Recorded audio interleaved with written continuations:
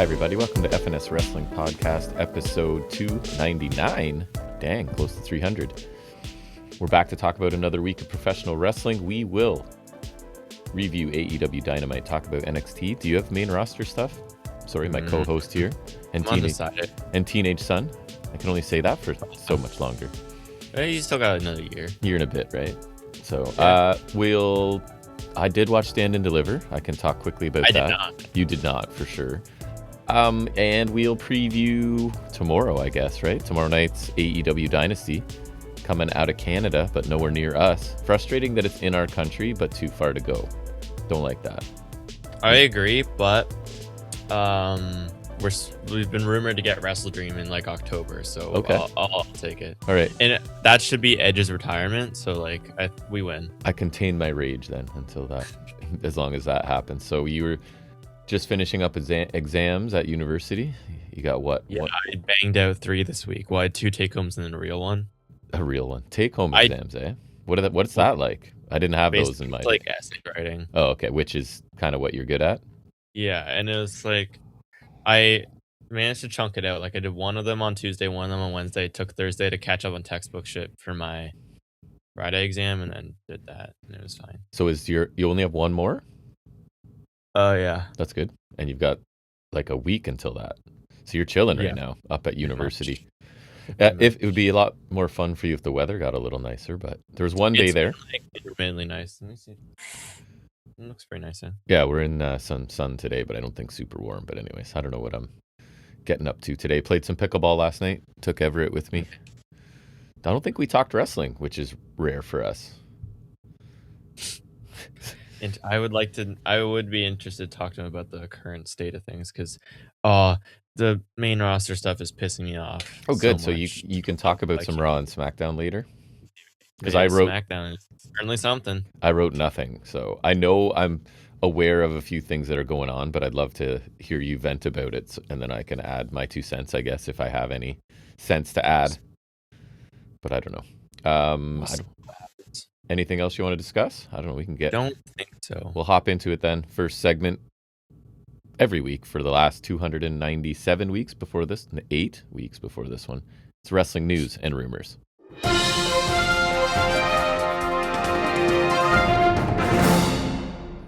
Finding news was a bit of a chore for me this week. I'm not going to lie to you. A little bit. There's like a couple things, but... And one of them, first one I'm going to start with, doesn't even really... I don't know if it's news, and it seems to be the same news. Guess what? There's NXT stars, several of them, being discussed for a main roster call-up. Care to guess who they are? Sorry? Jane. Yes, that's one. There's 4.5 they mentioned. So 4 there. Sorry? Saints. 2. Paige. 3. I'm rolling so far. 1 left, and then the half is somebody they said made a favorable impression on main event. There's actually? A hint. No. Women. I don't know who's on main event. Last 2 are women. Is he Dame? Nope. Lola? Nope. Because they said because now that she's belted, that they're sort of obviously planning on keeping her around there. She won the title. Ruka is the one that made a favorable impression. Okay. You're missing one woman. Jada Parker? I wish, but no. Actually, I don't wish, because then I won't see her. It's funny. I don't want any of the ones I like to actually get noticed and move. Zarya? Nope. Other than Jane, who else is a woman that's noticeable? We like her. Maybe not in her current form. We loved her at one point. I loved someone in... Unironically loved her. NXT. One of our favorite matches. She's part of it. Listen. Like, match of the year candidate or winner. What? I love how lost you are right now. Let's drag this out. Let's milk this. And I'm not being... I know I do have a problem with sarcasm. I am not being sarcastic at all here. Loved her... Match of the year or candidate, at least. Was it the match of the year candidate? One of the Iron Survivor things? Nope. Oh, like an actual. Yep. Not necessarily in her current company. Who oh, Blake Monroe. Yeah, I'm like, wow, man. I try not to. I don't know. I forget about her. That's with funny. what she's doing. Yeah. I was like, who have NXT that I like? And I feel like they've been saying those people, like, I feel like That's why I guess Jane, Saints, and Paige, because that's been a thing every for like 3 to 5 weeks, I have this exact same news item that isn't really news, but now it's like a bit that I can keep going back to almost, you know? Yeah, So right. that's kind of why it makes it now. It's a bit. All right, you know, it's the call ups and it's just the same people again. Exactly. Okay, I'll give you a guessing game now. Oh boy. You see TNA release a vignette confirming a return at Rebellion. Wait, I think I saw something. I will say a former world champion of theirs, and you love him. Are you being sarcastic now? I think so sarcastic. Oh, you are. Why do I feel like I saw something, but it's like vaguely back there. Former champion that I would love. Yeah. Sarcastically. It's your favorite. My favorite. Oh, EC3? Yeah. Yeah, I did see that. I was just thinking, like, this regime will probably not let him control his narrative much. No, and to be fair, despite how I feel about the guy, if you don't let him do whatever he wants and he buys in, he's a good get for them. Honestly, where else is he gonna go? I think he cut ties with the NWA. So. People know who he is, right? He's vaguely relevant. Some people like what he does. I know, but you just can't give him control. I mean, like, some people follow him because people. Yeah, that's like funny. Did you see? Here's the game. Every news item is a game this week. Did you see who teased a return at Dynasty? O'Reilly. Yeah, it's too easy. I had that in my news. I saw the news clip and I was like, Jay White, and it was not Jay White. And I had forgotten at that point that it was in Vancouver, right? So that makes sense. And I forgot he was gone because he had such great momentum before he got hurt. And I guess it was to the point where did you see the video? Because I guess it was a social media video where he's like, he's like, Dynasty's coming up, so wink, wink, nudge, nudge, and then he literally winks in the video. Maybe I'll be back in time. So that sounds. I'd like that. I don't know what spot he would return. I was trying to think of that too. I know Ospreay just did it, but we have another person returning to go after Moxley. I mean, Moxley did hurt him too. Yes. Even though he beat Moxley. Yes.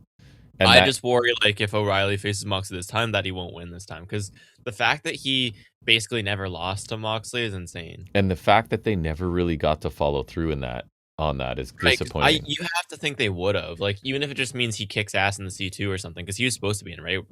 Didn't Roddy replace him? It seemed too intentional to just have no plans to do anything. No, I don't think they like. I think him being out for months since then definitely reinforces the fact that it wasn't intentional. Yeah, because otherwise, like, that's the stupidest thing you could have done. Because like the momentum and popularity he had off the bat, that was insane. Like him, what was it? The count out win or the count out draw? It was the DQ win, the count out draw, the win in blood and guts, which was awesome. And then the full gear match, which is also awesome. Like, I honestly kind of, because he's been injured, I forgot about, like, that was such an insane run for him. And to be fair, it helped too that it was part of what we thought was going to be a cool story with the Death Riders, right? That never also did help. It was really feeding into, which maybe it'll happen. Because from all angles, we're like super happy for Kyle. We love him. He's getting recognition. They've built him up. And then it's like, and there's now Moxley is losing constantly. So there's got to be something there. No. Amazing that either of those things got followed up on. Right. One of them is their fault and one of them isn't. We liked it from all sides, and all sides fell apart. Yeah. It's awesome. So funny. I just saw AEW post because it was Dynasty 2 years ago. Remember O'Reilly, Roddy had that really good match that I honestly forgot about? Yeah. Remember Caveman Kyle with like his long hair? Yes. Yeah. But like that match was so good. I forgot about that match. So that's the era of Ring of Honor I was watching, was like young Kyle O'Reilly. I remember Ciampa being really young back then. Then too. And then I lost track of it for quite a while. Also on that Dynasty was like one of the best openers in AEW ever was Pac Okada. Oh yeah, I love that match. That was a crazy match. That was a great match, and then that was like one of the best openers. And then someone commented 'cause they replied to my comment. They said All Out 2021. I'm pretty sure they meant Full Gear because All Out 2021 would have been Darby Punk. But remember Darby MJF? Yeah, that was and amazing. MJF beat him with the side headlock takeover, Right, as he's promised, I think, wasn't which it? that's a great finish because that's what I remember the match for, right? So Yeah. like, Yeah, that's true. yeah, That's I do very hope memorable. Riley's back. I don't know what he's gonna do other than like conglomerate, but honestly, Nice. because Their name is a noun and a verb. yeah, That's great. because I mentioned Brody and Cassidy would be a great like one-off tag title match for FTR, but Yeah. honestly, If like, FTR retains.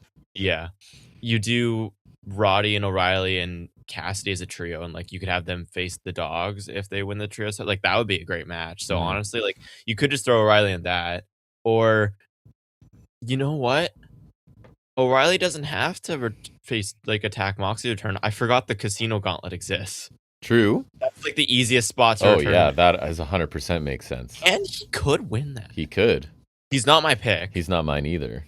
Because I didn't until this very moment. Legitimately consider it. I could change it to my pick over the next hour. Hey, or so. They're not chiseled in granite, so until I speak it into existence, I am allowed to do whatever I want. Let me put it this way: I would have for sure put him on a short list if I'd even thought about it until this. I moment. also agree. So, but you know, whatever. Could talk myself into it. We'll see how I think it over. It's your turn. That was main roster-ness. Yay. Jelly Roll is expected to be in Cody Rhodes' corner for WrestleMania with McAfee backing up Orton because they're going to do a tag match at Backlash.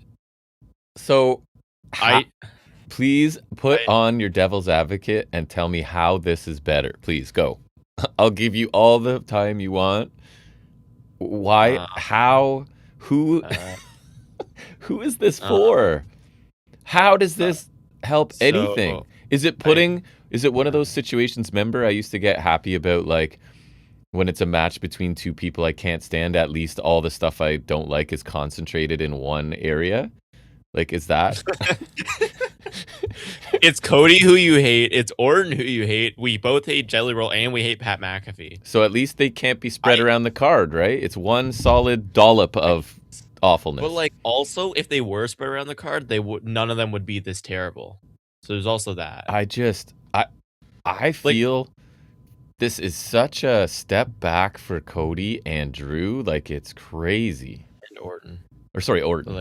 Drew. But like, my thing is with this, it's like, and people point this out too, with Cody and Orton, they have so much history that even though it's not a feud that I care about, it's a feud that's such a slam dunk for the main roster. All of this, they've stapling stuff on it unnecessarily, and it feels like, and I guess the reports sell more tickets. It's at the TKO level, I think.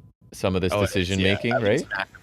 I'm seeing all these little headlines about like over Triple H's head. Ari Emanuel did this. Ari Emanuel did that. So it's clear. I don't even know what to say with this company anymore. Like, I am grateful every day that AEW exists. And that's all I have to say. Okay, so to piggyback off your main roster, Pat McAfee, I guess on SmackDown. Did you hear what part of his announcement was? Sorry? Is it the ticket thing? Yeah. Like, how desperate. So basically, he in his promo announces that there's 25% off sale. So Saturday tickets only. I'll mention it now because like I might forget by the time we get to Sure, it's fine. Like, I texted you about this too. A lot of like bits of his promos feel bordering on WCW 2000 work shoots, and that's bad. I know. Like I mean, correct me if I'm wrong, but does it not remind you of that a bit? And like here, like WCW was stupid enough to do this without like the market like stranglehold we'll say WWE has. So obviously WWE is not going to die because they're doing this. No, they'll never die.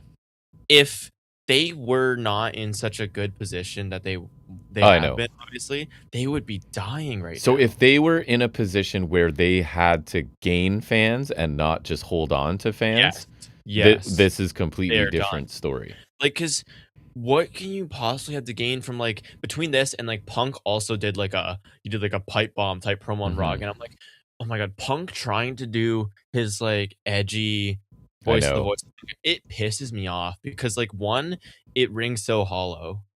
Two, he's like, no offense, he's like middle age. He should not be doing that. Like, Wasn't it you part can't- of McAfee's speech pointing out that he's Yeah. like, yeah, you can't be like Punk's big old age and like be doing shit like this. Like, it's so stupid. It's like, so, and like, it pisses me off because like, so they know they're overcharging for tickets then, and now they're working a story where like Punk's like mad at TKO, but like, so it's this whole meta like yes. break and forth, like, this is peeking behind the curtain that you shouldn't do. Just lower the tickets, or like, don't pretend like you're giving the fans what they want, or like you're listening to the fans or whatever this is, because it's so stupid. Like, They're- Punk, it's so dumb. They're writing their desperation into a story with this. It feels It's so like, dumb. right? And then McAfee like using it to promote the crappier night of Mania or whatever. I know. It's so dumb. I know. Like, I don't understand what it, like, I don't have words for how much they're pissing me off right now. It doesn't, and I'm not even watching this, and it doesn't make sense. I just,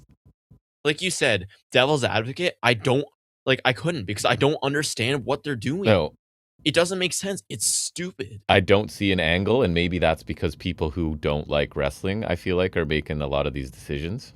Like, this, and McAfee was talking about like bringing back the Attitude Era and like stuff like that. I'm like, how does that fit into Orton? Like, Orton wasn't from that era. So again, the Orton Cody feud. To me, is that nostalgia bait. Like, I think that's a desperation dog whistle, right? Like, nothing's selling. We're getting, I feel like the tide's sort of turning and people talking about them. So it's like, what does everybody love? Attitude Era. So we're gonna pretend, but then like they're not gonna actually do that. of course not. We're gonna pretend like Pat McAfee isn't supposed to talk about these. I'm so tired as a person who's doing a news sweep for this podcast of seeing the headlines of like what was scripted and what wasn't. Like, I don't care. Talking about like, is that not one of the things that killed WCW? Is like, you're talking about all this behind the scenes stuff, which they're not doing it exactly like that, but they're kind of doing that. You know what I mean? Like, they're talking about ticket sales, they're talking about the ticket prices. It's like, oh, TKO brought you in, and like, it makes no sense. And then you have stupid celebrity involvement from like Jelly Roll. I don't want to watch Jelly Roll getting mad at Pat McAfee on SmackDown. Like, what is this? Does it not feel like they are throwing very, very many things against the wall and hoping something sticks? How could it stick? It doesn't. I don't understand. My interest in this Mania is like every week that passes, a little less. I was thinking about the other day. I was like, I kind of want to watch Mania just because like I've never missed a Mania since I started watching. Then I was like, why would I want to watch this Mania? I know. Like, this build alone makes me want to skip this show, because this build is the stupidest thing I've ever seen. Like, honestly, I will go worst feud, and I will put this feud on there. It's so whoa terrible. Ahead of the feud for a lantern that's been for like 8 months. That's also on there. But at least at least that one's a wrestling trope though. It's like, hey, we stole this thing, we want the thing back, we're gonna wrestle. Like, at the very stole least, this thing, we want the thing. Yep, that is the trope. At least that's a wrestling thing. It is, though. You're right. I don't know what this is. Yeah. This is stupid. And like, okay, well, honestly, right now, since we're on the train, I'll talk a bit about Mania in general. It's like, Go the ahead. Cargill Ripley feud is terrible. Like, Cargill's faction is people she was beating up for months. She just beat Io clean. And then Yikes. And they had potential to tap into some like real heat, but then their feud's just been like, I don't know. Any segment I've seen between them is terrible. And for some of the things you're going to talk about, despite me not being interested, or the feud or the build or whatever, at least I'll be like, but the match could be good. That's not the case with the Cargill. Morton could be good, but that's not a Cargill thing that's going to The ladder match doesn't really have a build, but like that could be awesome on paper. And then like Gunther Rollins on paper, that should agree. Be good. Yep. I think the build is kind of stupid, because like that one's just so lazy. It was like, oh, both your guys are injured. We're gonna put you guys together, but then Mysterio's back. It was like, hey, you guys don't have anything going on. Right, So, but remember Gunther's rumored to face Ray, and then now they're doing the Rollins thing. But then as soon as that gets confirmed, Ray's back, and now Ray's in a ladder match instead of wrestling Gunther, which wouldn't that be way safer to come back to? Ray's not ready to retire yet. Yeah, or like he wants Dom to retire him, probably, right? Yeah. Like Oba Brock, I'm sure it's a cool hoss fight, but it's a spectacle for sure. I can't get invested in anything, Brock. No, I just can't do it. I don't have confidence Brock's gonna work to make Oba look good. I'm not confident Oba's gonna get the win. So far, but still, I mean, that's my main thing, is I don't think he'll win. Oh, also, there's I Show Speed in a 6-man tag. Amazing. That's what we're doing. There's that women's 4-way tag title match, which I couldn't care less about. Ooh, I'm whoa, pretty sure. whoa, whoa! Who's in that? Let's play a guessing game. That sounds like Okay. a. Yeah. Oh Go boy, for it. I do remember the teams now. So tell me who the champions are first. that's where I was gonna start. I have set myself up for failure here. You brought this on yourself. Roxanne doesn't have a title. No. Is she even involved in this at all? She's involved in the Vicaire Morgan thing. Remember Morgan The headbutt. Yeah, the goose egg from hell. Roxanne dashed her head off the floor, I think. I don't know. Whoa, women's tag teams. Bliss and Charlotte? That's one of them. They're not the champions, but that's one No, of them. they're not the champions. I'm just throwing things at the wall myself here. That is one of them. Okay, that's good. Oh, Jax and Lash. Yeah, Champions. they're the champions. Yes. The champions. Yeah, Okay, I'm halfway there. You're halfway there. Kind of tapped out. Rave girls? No, they're gone. Just kidding. They're That was a Rave joke. girls. That was a joke. Yeah. Okay. Who? What other Judgment Day? No, because you would have seen one of the teams on Raw a bunch for sure. No. None of the Japanese girls? No Japanese girls. Would have seen them on Raw for sure. Would have. Well, like when you were watching more, obviously. Yeah. Who would it be? I can't think of any. Any hints? I need two more teams. One of them's an amalgamation of two singles people, but they don't have a tag name. One of them does. Heels or face? One's heel, one's face, I think. Oh, I have no idea. No? No. Okay, it's Bella Twins and then Lyra and Bailey. Well, you would have done. Oh, it could have gotten there, yeah. You're right. So like that one's there too, but then I think the other SmackDown's tag titles are off Mania once again. Of course. Although this time this year they're held by Damian Priest and Archerist, so you know what, I'd keep them off the card. I don't even know if I knew that. Probably not. That's also, like I mentioned, Kit Wilson lost to Danhausen. Yikes. He's also seemed to he seems to be affiliated with the Miz right now, so Kit Wilson's just dying. Death. I also will say I think Danhausen's arrival kind of has affected Kit Wilson's popularity a bit. Yeah, because they're in the same space. Yeah, but here's the thing, like, because I love Kit Wilson, you do. And I hate Danhausen. That's true. But like, because Kit Wilson's character is like, it's funny, but it's not stupid. It doesn't make me feel dumb for watching it. It's like you could envision that being a real person. Yeah. And also it's like, I don't know, because he's a heel, he can be a little dumb, but like his character's not inherently him being stupid. It's like he is still a normal person. Danhausen's kind of one of those, like if a non-wrestling fan walks in the room and they're like, what are you watching? You're like like Danhausen curses him and then Kit Wilson gets crotched on the turnbuckle because a pyro went off. Yeah. Like Danhausen's the kind of thing, especially with this WWE stuff, I just hate it every time. It makes me feel stupid for watching. Yep. Like that. Where were we in the news here? What if I think because I was talking about the Backlash match being made. I don't know if you have anything else. I have nothing left. The only thing, and you mentioned it before we started recording, with the whole TNA situation with them. Oh, right. Yeah. And let's just say it. It's got to be WWE's influence, right? I have heard people involved saying that. Of course. Like you're not having our people work with AEW people, right? So AEW's world champion, right? Moose was advertised for an MLP. He got pulled. It was Slater gonna face Ricochet. Ricochet, man, that sounds fun. Crazy. And then Nemeth MJF. Right. And then MJF was on a very much all over. What's the guy that's running TNA or owns it now? I forget his name. Carlos. Yes. Silva or something like that. So MJF had some things to say to him about. I love that. Me too. Like, they want about MJF. He's a great company guy. It was along the lines of like, you don't pay people enough already, and now you're stopping them from making more money on like outside of your company. It's 100% blah blah blah. Because there's no way TNA would have been doing that prior. No. And like on some level, I get it, but like, it's not that big of a deal. And it is stopping them from making some more money too, right? So well, and I think MJF was also saying like, and they also sit in the back while people from another company come and take spots on their show, right? Which is exactly what's happening. But I love that TNA WWE life. All right, so I think we'll keep the order the same. I'll just get around to Stand and Deliver at the beginning of the last segment, sort of thing. So that means we'll move into talking about this Wednesday's episode of AEW Dynamite.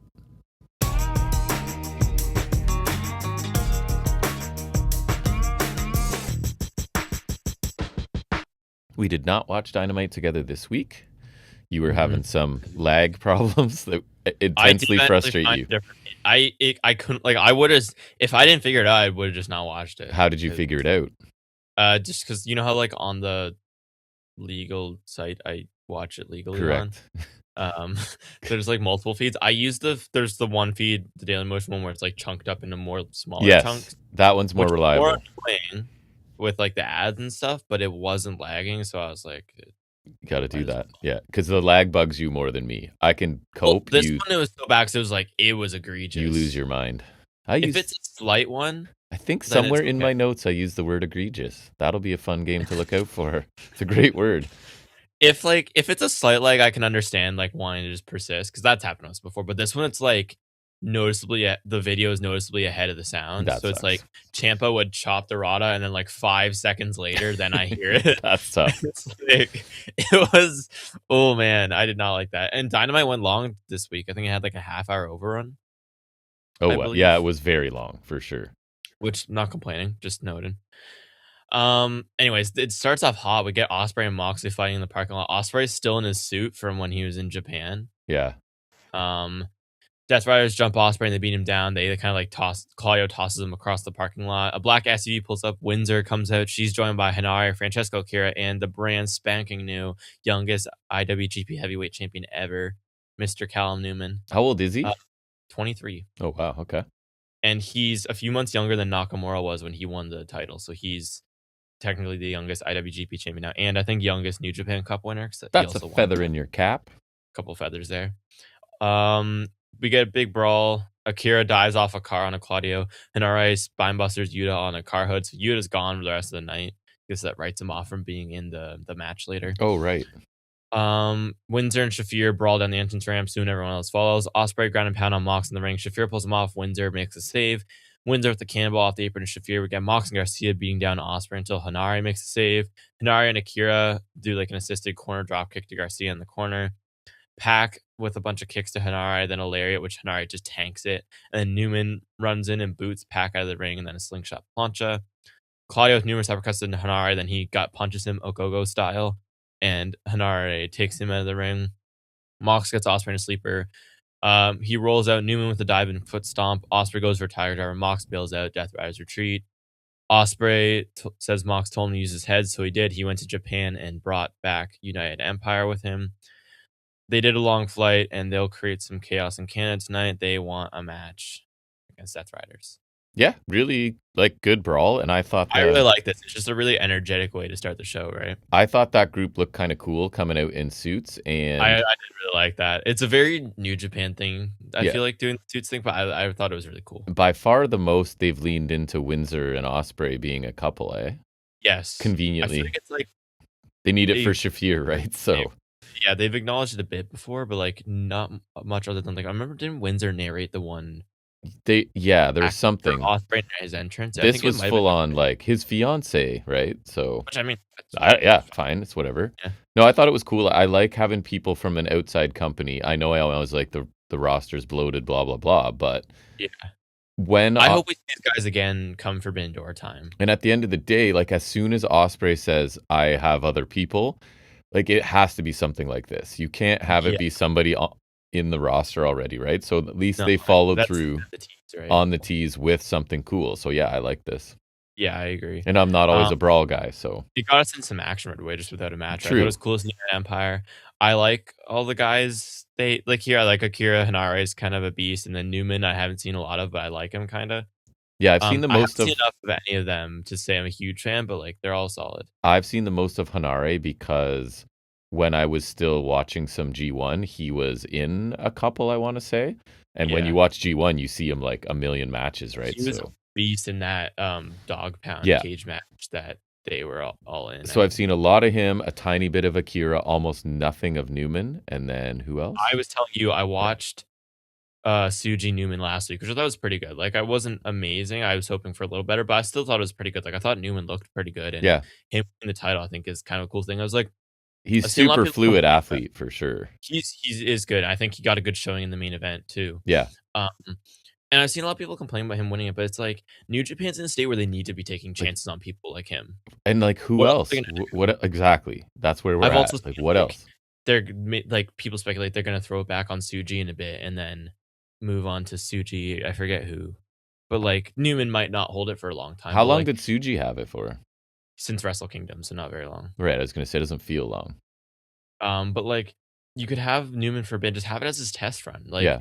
Jay White got a heavyweight title run when he was still like the like the babyface version of Switchblade. Literal babyface. Literal babyface, obviously he was a heel. Shoot but, like, babyface? shoot babyface? Shoot bald. But like you got to take a chance on like New Japan needs to do things like this. Like they're taking a chance on Suji, on Newman. I think I've seen people talk about like Uemura. Yeah. Right. So like honestly, like from what I've seen of Newman, I think he's solid. I do want to see more of him. So like if I think his first defense is against Takagi, so I might check that out. I like Shingo. You love Takagi. So honestly, if that's good, I watch it, I'll let you know, because since you like Takagi, and that'll get you some Newman on your feed, right? Like, is Newman a super amazing option? I don't know, maybe, but like, is there a lot better option for them? No. So he could grow into like sure a top gaijin like Switchblade was, Yep. or like maybe not to level of him, but like Omega, like you know what I mean? Like he could be the next big gaijin, since like that could have been Gabe Kidd, but he's gone. I like he just popped up back there. They seem like, to be at a point they have to try something new, That's right? what I'm saying. Like going with Newman, why not? Yeah, I agree. Like you kind of have to do stuff like that. But I think it's cool to see him, and also seeing that the V4 belt on Dynamite is really nice. That belt is so beautiful. It's so beautiful. I mean, compare that to like the crown shaped one that they had before. Remember, Yes, like that the was my lead. I didn't like when they went to that, and I don't normally care, obviously, like you do. now they're back to the belt that they had before that, Yes. and that's such a beautiful belt. And I mean, like I will say with the ugly belt, it did look good on Jay White. Yeah. I was like, I don't like that belt, but I remember because I think it was the first Forbidden Door Jay White was champion. He defended that 4-way that Adam Cole got concussed in. Yep. Yeah, one so of like the many concussions. Yeah, he held that's when he held the ugly belt, and I was like, I don't like that belt, but like when Jay White was selling, I was like, the belt's not that bad. Also, when Moxley had it, I was like, it's not bad. But like when Sabre was wearing it last year, I was like, that's not great. Like even Takeshita, I was like, it's okay, but like, yeah, I forgot Takeshita had it for a second. I'm not gonna lie. Yeah. But I thought it was interesting. Also, this is the second week in a row we have like a main event kind of called on the fly. True. Which we were saying they don't do too much. No, whereas it's not an issue. NXT, it happens a lot. Yeah, in WWE they do it all the time. They don't do it much here. This match feels like it's gonna be something wacky, like Mile High Madness. So we'll see how that pans out. I was thinking about Mile High Madness when I was watching this. I was like, man, I want to watch that match again, because that match was just stupid fun. Yeah, it was. That match was just ridiculous. Anyways, moving on. Finally, next we have Don Callis speaking words. Fletcher is unfortunately injured. He's going to be out of action for quite a bit, which throws a wrench in the works for the TNT title, because now it's vacant. We're going to get a Casino Gauntlet at Dynasty, which is nice. We love those. He was trying to get Proto Kata versus the Young Bucks to happen, but now it's off. But he luckily already has a pivot, and it will be mind-blowing. He says everyone's asking when Takeshi and Okada will fight. He says he runs this family like a sports team. He likes that they fight. The fans will have to wait a while, and too bad if you want to see them wrestle. I don't think so. He hypes up the upcoming trios match, which will be right after this, and says the family will be stronger than ever, and they'll do it for Kyle. I kind of like this whole sports team analogy he's going with, right? Because it's one of those. Because he knows they're going to fight now, right? So it's like, what can you do about it? And I even talked to your brother who's on a million basketball teams. Like at some point, right, there's going to be dudes on your team that you do not like them. And unfortunately, like you still have to play with them, and on the court, it has to seem like you do like them, right? Like the difference is with this, obviously, they could leave the faction with ease, but like. Yes. So I kind of like that analogy, in that it's like, they're going to fight, but it's fine. Because he can't. It's to the point where he can't ignore it anymore, right? And so Callis... Yeah, that's I think I mentioned later. It's like, I'm like, it's not being like oblivious or like right. acting like it's not there anymore, because then that it borderlines on making him look stupid at some point. And right? as a heel mouthpiece, he should talk this around to how it's a good, healthy thing, which is what he's doing. Which is, I like that, right? So like that makes sense. It's the heel logic, right? And the fact that he, like we were just saying about Ospreay teasing people coming, he's now teasing something significant. So hopefully it is. I do have thoughts on that later. Okay. I'm also super bummed Fletcher's out. I know. Honestly, this would be decent, but hopefully not too long. Like, it's just a terrible time for him to be out, because he's doing so well. And like, I would argue he's easily one of their most valuable guys right now. He has Like, one just of the highest ceilings of anybody in that I company. agree. I think his like sky's the limit for him. Mhm. It's tough existence right now. No Protostar, no Switchblade. I don't know what to do now. But I think the Casino Gauntlet should be sick. My dream pitch, my fantasy booking is give it to Speedball, have him do an insane open challenge run, Mhm. and then we can run back him and Fletcher. I don't even think I thought of Speedball either when I was. Uh, Damn. I also didn't think of Speedball. I wouldn't pick him. That'd be weird. Yeah. That'd be weird. Anyways, opening match. It's Darbeth, Allen, Jackson Perry, and no first name Bandito, who is replacing Brody King. At some For point in this match, I just text clear you, reasons. "God bless Bandito" or something, right? Because he's just It was so something like that. he's so And entertaining. they're taking on, honestly, what I would call a dream Don Callis trio. It's Andrade, Takeshita, and Dunkzilla. My very first note says this match has a lot of my current favorite talent: Takeshita, Bandito, Andrade, Davis, right? Including one from the other team. I mean, we love Perry and Darby too. It's just, the other ones are On a different spectacular. level for me, yeah. Yeah. But yeah, pretty crazy. And honestly, if like the only thing that'd be better is honestly, no offense, if I switched out Davis for Fletcher. Yeah, but I don't know. Davis brings I something do love different right Davis. now. He's so great. Yeah. We get Darby and Takeshita starting off. Darby and Andrade starting off. Then Andrade tags out to Takeshita, and then he just like walks off. Oh Which I thought yeah. was weird at first, but it ended up making sense. Yeah. Darby with the code red to Takeshita, but Davis grabs him off, goes for the gut wrench pile driver, but drop kick from Perry stops him. Darby and Bandito dives to the floor. He gets a mic and calls Andrade Callis' little bitch. Andrade comes out to the top of the ramp and goes Darby up. And then Takeshita comes from behind, does that double roll chaos theory down the ramp, which looked awesome. Yes. Which also was a callback to that singles match they had. I think it was like the first Dynamite 2024. Remember, Takeshita did that exact spot. I don't. And Takeshita just killed him. But I believe you. I remember it was Takeshita. Okay, remember early 2024, Takeshita had this match with Darby, and it was awesome. We thought Takeshita looked like a beast. Of course. And then like a week or two later, him and Hobbs faced Sting and Darby in Daly's place. I remember they looked stupid because Sting beat the crap out of them. Right.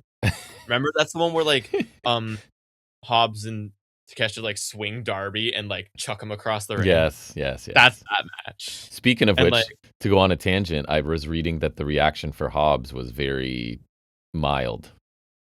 Well, it's almost like they waited too long after he debuted at the Rumble. That seemed to be the Rumble. That seemed to be the consensus. Yes, that Royce Keys was not a huge hit this week. Like he debuted the same night, obviously because it was the same match. Roman won the Rumble, and in that time, like Hobbs has been off TV for so long that they've had time to basically do the entire build to Mania. Mm-hmm. Like such a stupid poor decision. guy. Anyways, Perry dives from the top and gets clocked with the Takeshita forearm. We get Andrade taking a selfie with a woman who I do recognize. No. Yeah. Really? She's the one who does the artwork for AEW merch. She does the Callis paintings. Oh.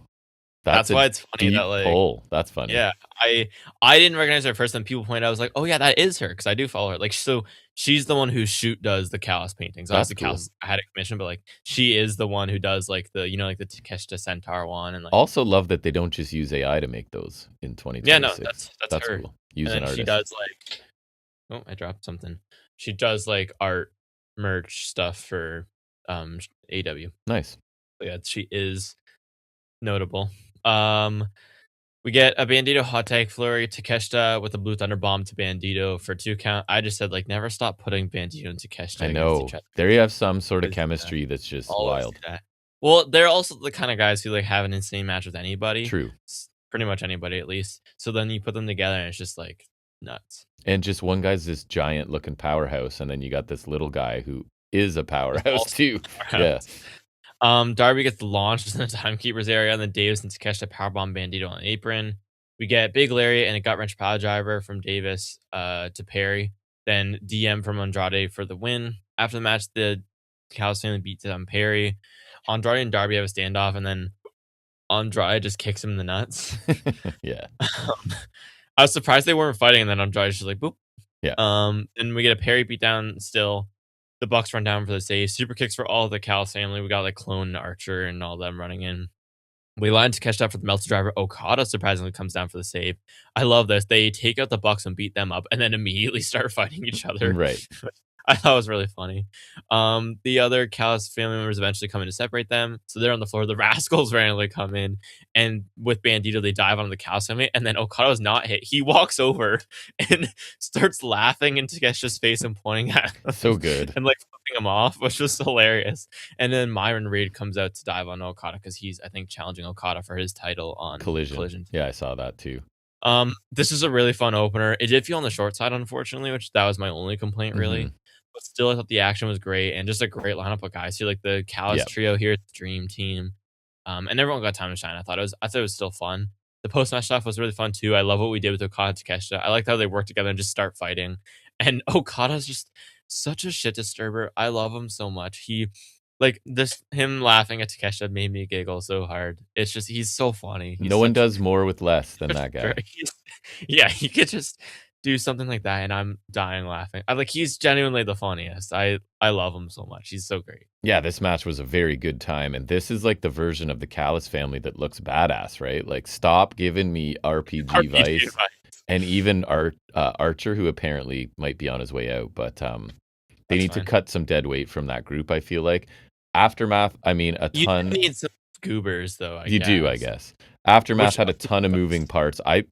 I wasn't expecting Okada and Takeshita to come to blows yet, but since Callis started that narrative of we're a sports team, like, you can do it now, and it's still, he feels like he can rein it in or whatever. So it's funny you said randomly, because my other note was the Rascals feel really out of place mixed in. This is right, and I was wondering if it's me and the stink of TNA is on them. So to me, you don't go from TNA into the mix with these guys.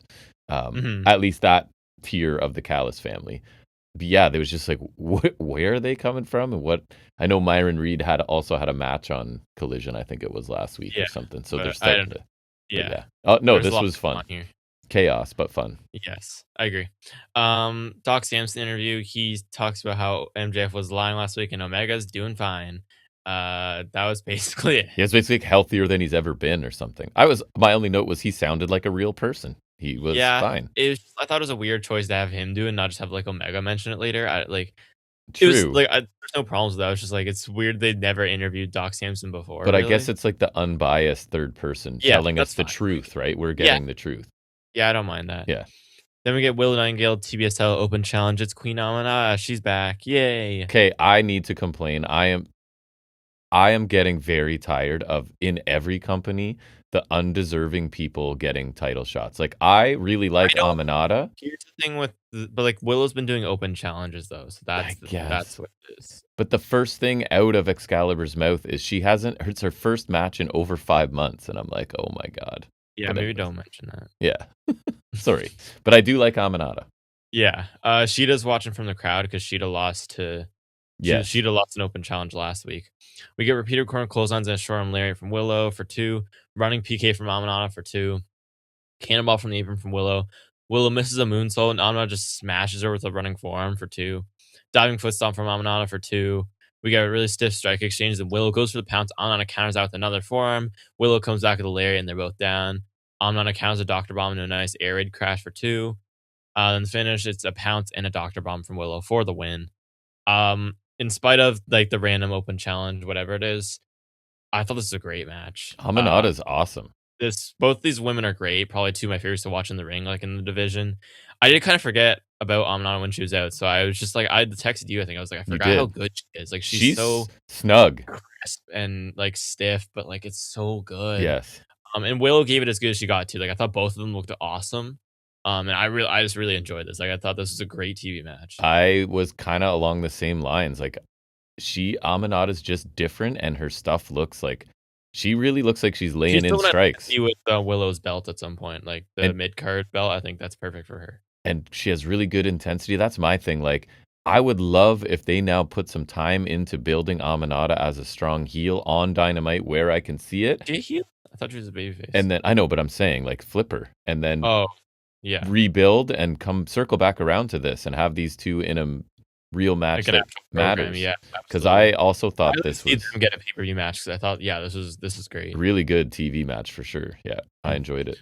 Then we get like the cinematic hype package for MJF. It's like that movie trailer narration voice while we like get his greatest hits. I'm kind of a sucker for that format. Yeah, I like it. It felt Yeah. appropriate for self-indulgent heel MJF. So And it feels like it's mimicking like real sports world kind of building Yeah. of things, commercials for things. So I like it. I think it's a good thing for, it's kind of like if you're new, it's going to catch you up on things, and if Yeah. you watch it I every think week, that's it's it still did. entertaining, right?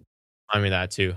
Sorry, brief tangent. I forgot I did text Ghost Jam about Newman just because I was curious if he'd seen any of them. Yeah. And interesting theories to shout out Ghost Jam. He was saying, think Newman winning the title means Suji wins the G1, which I could see that happening. Okay. That's fair. He's got pretty good started takes. watching Stardom. Yeah. I did not watch Stardom. I know he's big into Stardom, and I would actually like to check But some you out. said they don't have English commentary though, right? Not the last time I tried to watch it. And I I just remember that wanted to being- be caught up on everything, right? And I had no idea what was going on. Matches looked cool though. But yeah. Yeah, I'm sure they have. And they're like New Japan's like women's contingent ranks. I'm pretty sure the IWGP women's title is like it's joint with Stardom, right? I'm pretty sure. Something like that.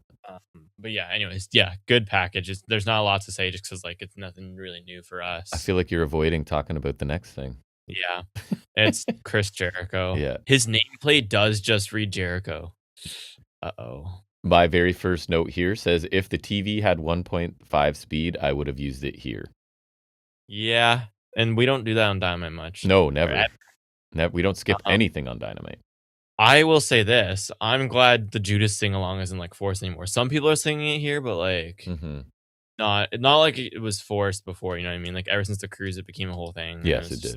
And it went from being really cool to being really obnoxious. Yeah, on the cruise that first time, I thought it was awesome. I thought for the first few times it was super awesome. Yeah. Though, okay, the time they did it without, like, remember, like, he came out to no music and they sung it? That was cool. Yeah. But then it got obnoxious at some point.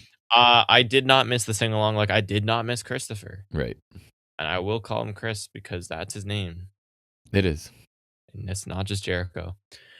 You'll be able to tell my interest level from my level of notes. That's fine. He thanks crowd for reaction. Happy to be on Dynamite. He's going to sign a new contract. They're close to where he had his first match. Name drops local venue. Cheap pop.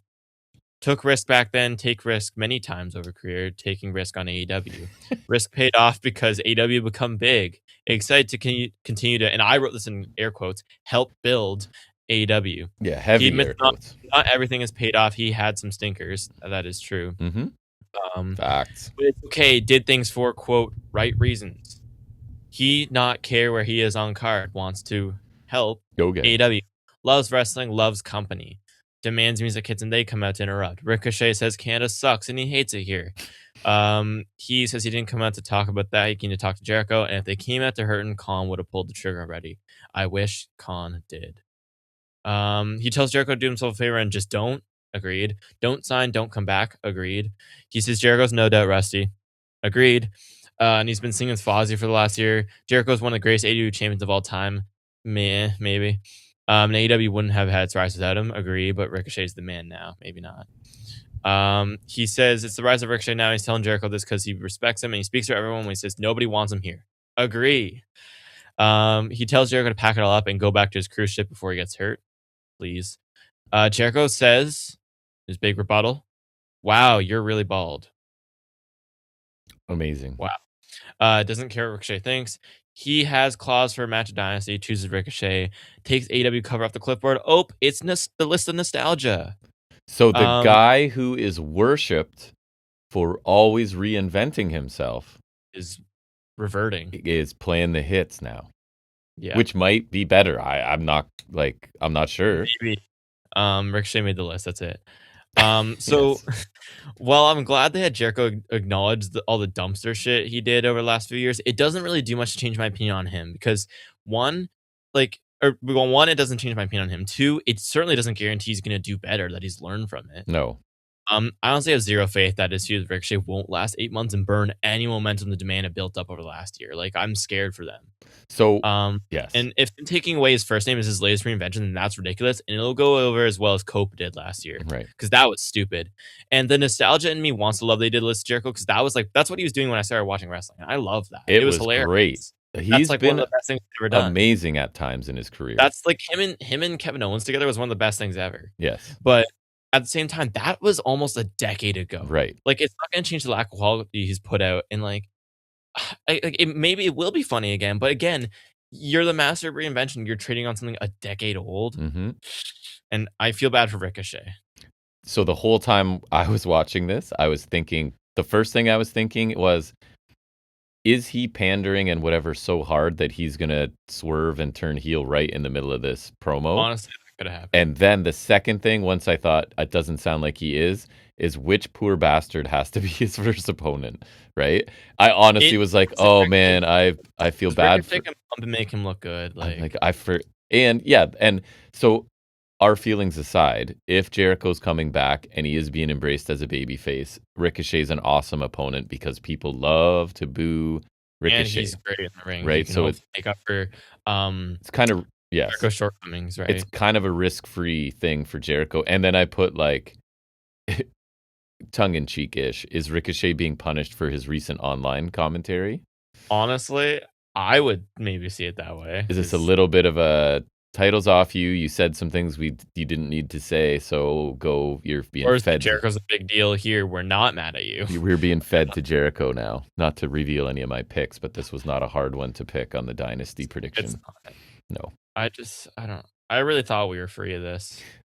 So on the plus side, this wasn't a crazy long interaction, but it's not something I want at all. I agree. I'll say that. Another Callis family interview. Lexi Nair asked about the pivot for the Bucks match Callis mentioned earlier. He first talks about Andrade, how he's going to put Darby in the dirt and get himself a world title shot. So I know Darby gets a title shot if he wins. Is it now like the winner gets a title shot either way, I think? Not sure. That seems to be an implication. Yeah. That was my understanding. He says he had Proto Okada versus the Bucks, but he's out, so he has a bigger match, which is going to be the Bucks taking on Okada and Takeshita. Takeshita says no. Callis says there's only one coach here and they need this. They need to stop being selfish and come together for Kyle. Takeshita says okay, but he wants to take Okada's belt. He says that's my belt. I did forget, like, he did hold it before Omega, who held it before Okada, so that makes sense. Callis says he needs this to happen, so if they work together and win, Takeshita can get a title shot and they can settle things at Double or Nothing. But nobody's leaving the family. He says they're going to work together like Jordan and Pippen, tells them to shake hands. They shake hands. Okada says, you're Scottie Pippen, I'm Michael Jordan. And Takeshita, like, they almost start fighting again. The fact that Okada just has to, like, he has to do that, right? Like, he's just compelled to cause trouble in this situation. Especially with Takeshita, though. Yeah. Like, I feel like only with Takeshita. Yeah, because Takeshita's so... It's so great. So a different way to play this feud, and I kind of like it. It sets up an awesome tag match, obviously, and then you can keep pushing us closer to the Takeshita Okada stuff. So, and again, the sports analogy is being used really effectively here, and just Okada just puts the cherry on top, right, at the end by going, like, just to be clear, I'm Jordan, basically, which I think is awesome. I think this is interesting because it makes me excited for this match for two reasons. One, on paper.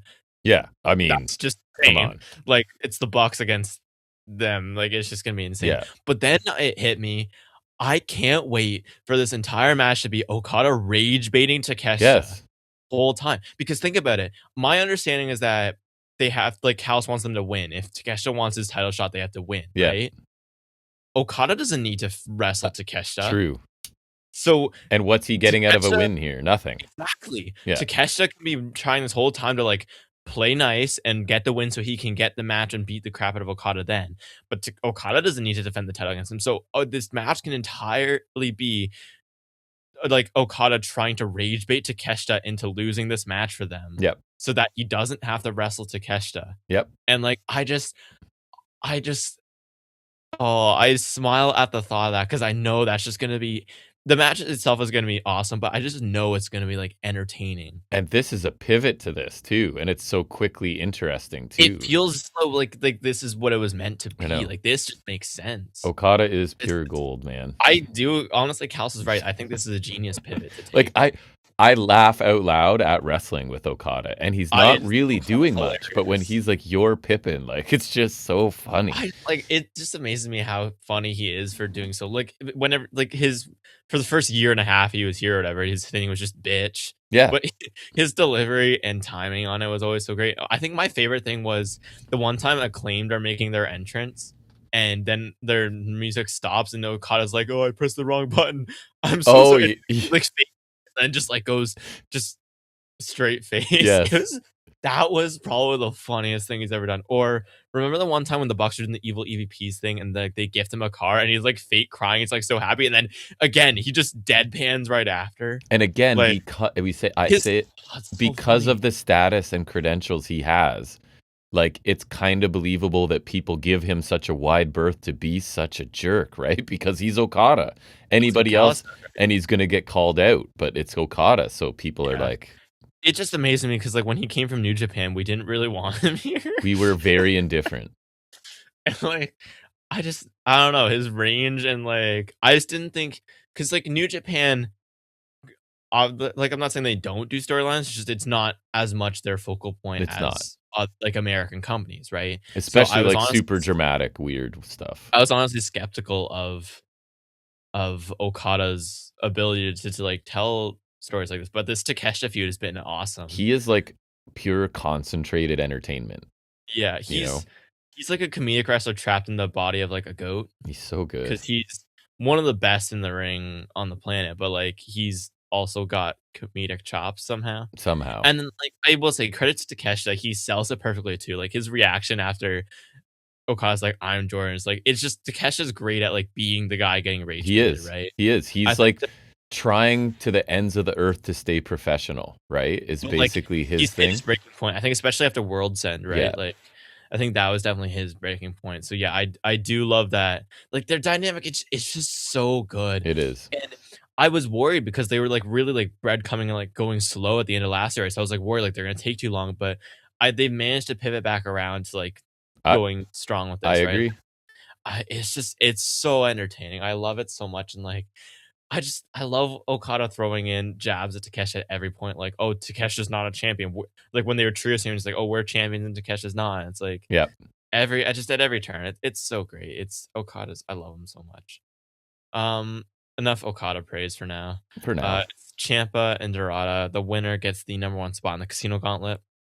I do always love to do this, like to get the guaranteed spot in there, because your entry is not guaranteed. It's part of what makes that match a little bit different and interesting, right? And I think one of the getting the #1 spot's actually a good thing. And one of the commentators like sort of paints the picture, I forget who, of like, because every time we have that match, there's dudes lined up waiting to get in who don't end up going in, right? There's guys in Gorilla who never get down there. So it's like a different amount of people. So like getting guaranteed spot is huge, even though it's, I think the other qualifying match on Collision, I'm pretty sure I saw it. I think it was Roosh and Bowens.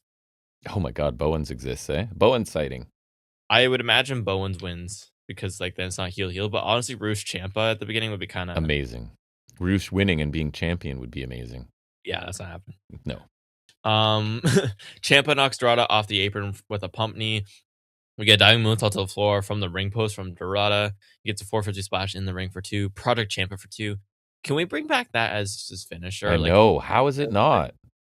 I like that. Like, he can do the knee for people he can't like lift up, right? But, like also, or like the knee. Like, why not Willow's Bell? That also is nice. He has a bunch of devastating looking stuff. I don't.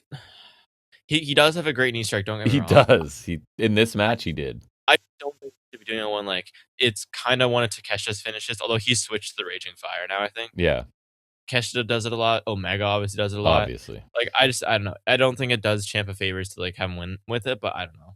It's fine. Project Ciampa is, I've always loved that move though. That's my favorite move of his easily. And even though we mock the stupid names of things like that, it works somehow for Project Ciampa. Maybe it's because it's been around longer and I'm used to it, but like I don't know. For me, like, yeah, I agree. Project Ciampa sounds so much cooler than Operation Dragon. So part of the reason, I don't know why, but Project Ciampa seems like, makes it sound like he worked to develop this and figure out like a cool combination of cool finishers. You can kind of get that logic within the game. And like, I don't know, and Operation is a lot wordier too, I feel like. Well, if once Project Champa exists as a name, Operation Dragon is just like how when we change stuff to like Smash Contraption, Smash Contraption. like that feels like what they're doing, right?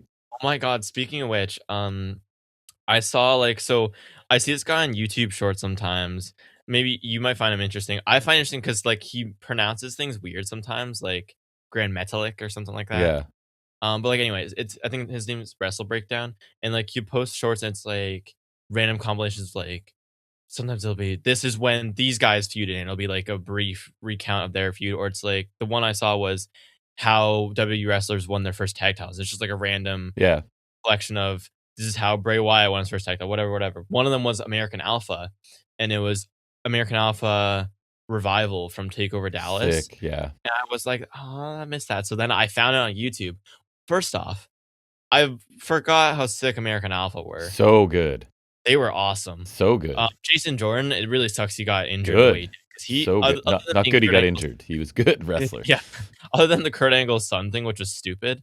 Like as a wrestler, I thought he was great. And I do miss long hair Gable. They were world's greatest tag team 2.0. Honestly, it's aside from Gable being small, it's crazy to me they didn't do more because like it's an amateur wrestling tag team. They were like the Creeds before the Creeds. Yes. You know what I mean? Yes. And like I loved Reddy, Willing, and Gable. Yes. Such a good tag it started out as super cringy, but that's what worked for it. They were awesome. That match was low-key great. And like the Revival, I forgot their theme song was awesome, by the way. Don't remember. Their theme song is so good. But like that was just a really good match. It's no DIY Revival, but I remember I think this is the first takeover I watched because I remember watching American Alpha win the belts. Hey, and there's your next audio trivia for me. Could be like their previous themes in other companies. Yeah. Okay, I like that. I could do that once I'm back, I think. And then because I was already on that show, I also watched Nakamura, Sami Zayn. Mm-hmm. Oh my god, Nakamura used to be so cool. When they put guys in a company where they're allowed to still wrestle, right? Or at level Sami of a Zayn company. Also, like, I don't like that. I feel like Sami Zayn hate is really forced right now. Yeah. But just when Nakamura was cool, because this is his debut match, right? Like, God, Nakamura was cool. So cool. Like, I just saw a clip of his main roster debut when they had the violin entrance. Mm-hmm. Like, Nakamura was cool, man. He was one of the coolest wrestlers when he was in New Japan. I don't think I appreciate it because I was like just starting to watch wrestling when Nakamura came, so I wasn't like fully clocking it. But like looking back on, like Nakamura was just so cool. He was my favorite thing in wrestling right before he got the big title run. Like when he was still Intercontinental or whatever, he was like on just before he was so cool. Just so different, and he was awesome. A strange charisma. Isn't it crazy? Like, do you remember that he won the Rumble? No, not till you say that. Yeah. He won the Rumble. Right. Like that's crazy. That is crazy. He eliminated Roman too. Right. Like the fact that he won a Rumble is such a weird thing now because like he's like, and the fact that never went anywhere. Because then remember he lost to AJ in that underwhelming Mania match and then couldn't stop kicking him in the balls. Yeah. Or like hitting him in the balls. Remember, like they just kept hitting each other in the balls over the summer. Right. I remember at Backlash, like, do you remember Backlash 2018? It was a terrible show except for the opener. Remember, Rollins and Miz had a really good opener. Right. And the rest of the show was dookie. Mm-hmm. It was that show where Roman and Samoa Joe had a really lame main event, and people are like walking out as the match is on. And so it's that show, and it's because you have AJ beats Nakamura at Mania, then they go to a double countout at Saudi Rumble thing, then at Backlash they have a no DQ match that ends in a no contest because they both kick each other in the balls and can't. Right, that's right. Yeah, the whole feud based on low blows. Yeah, I remember that. We're talking about like Vince's creative, and that's pretty indicative of like Vince's creative blunders there. But yeah, like this got from Project Champa. Yes. There's been some digressions. That's what happens, I find, when we record like Saturday morning, afternoonish. Like I have lots of energy. I'm not tired. So conversations don't die. They just keep going. It just keeps spiraling. This actually made me think. I was thinking, just because we're on the 2016 train, I do want to do. I think I want to do a bonus episode on the first Mania I watched. Okay. Because for two reasons. One, because we'll see how I've changed in that decade. Two, that Mania's. Everyone hates that Mania. Yeah. So I think the process there would be before you watch, you like write notes of here's what I remember of this match, and then boom, watch it, and then Okay, you know I what I like mean? that. That's what So I I would do do. remember some things about that Mania. But yeah, we should watch it. Okay, last tangent. Well, I remember it was Mhm. when mom dropped me off after Easter weekend. I was showing her because I have the pop playlist I have on. She was mentioning it, yeah. Yeah, I played And My Nate House was by like, Flo "What?" Rida. I don't know if you remember that song. I remember Flo Rida being like the Like guy of. welcome to Oh my. yeah, yeah, yeah, yeah, That was the theme song for that Mania. yeah, So yeah. that song is like nostalgia galore for me. I used to hate that song, but Yeah, I like know. I love it so much now. Yeah, it's It's great. like it's just that Mania. I was like, oh, and I remember We could do one of that the this pre-show summer. matches. Yeah, I think we should. I mean, it'll be a little past Mania season, but we could do it like soonish, maybe Yeah, once I'm back. once you're But back. that was my idea, and like, or maybe we could watch a takeover too. We should watch in. I think 'cause it was November. It was. Maybe we won't do it that late, but we should watch Takeover Toronto again with DIY Revival because that's almost a decade old. That's crazy. That's crazy. DIY Revival's almost a decade old. That is crazy. Ouch. Anyways, back to current DIY guy. Dorada, I think he's done it before, but it's like this electric chair to a neck breaker. Looked Crazy. awesome. Yeah. That got a 2 count. Ciampa goes for pump knee. Dorada catches him with a kick. We get roll up, roll through into like a Willow's Bell. I thought that was a really clean transition. I don't think I've seen him get to the Willow's Bell like that before. It was I don't cool. think so, but oddly I feel like he It looked has. cool. Then Ciampa with the pump knee for the win. Obviously, I will say for this, my issues like this were the lag issues I had to navigate it. So my watching of this match was a little affected, but I did figure it eventually, thankfully. Yeah, it probably affected your mood Yeah. watching this.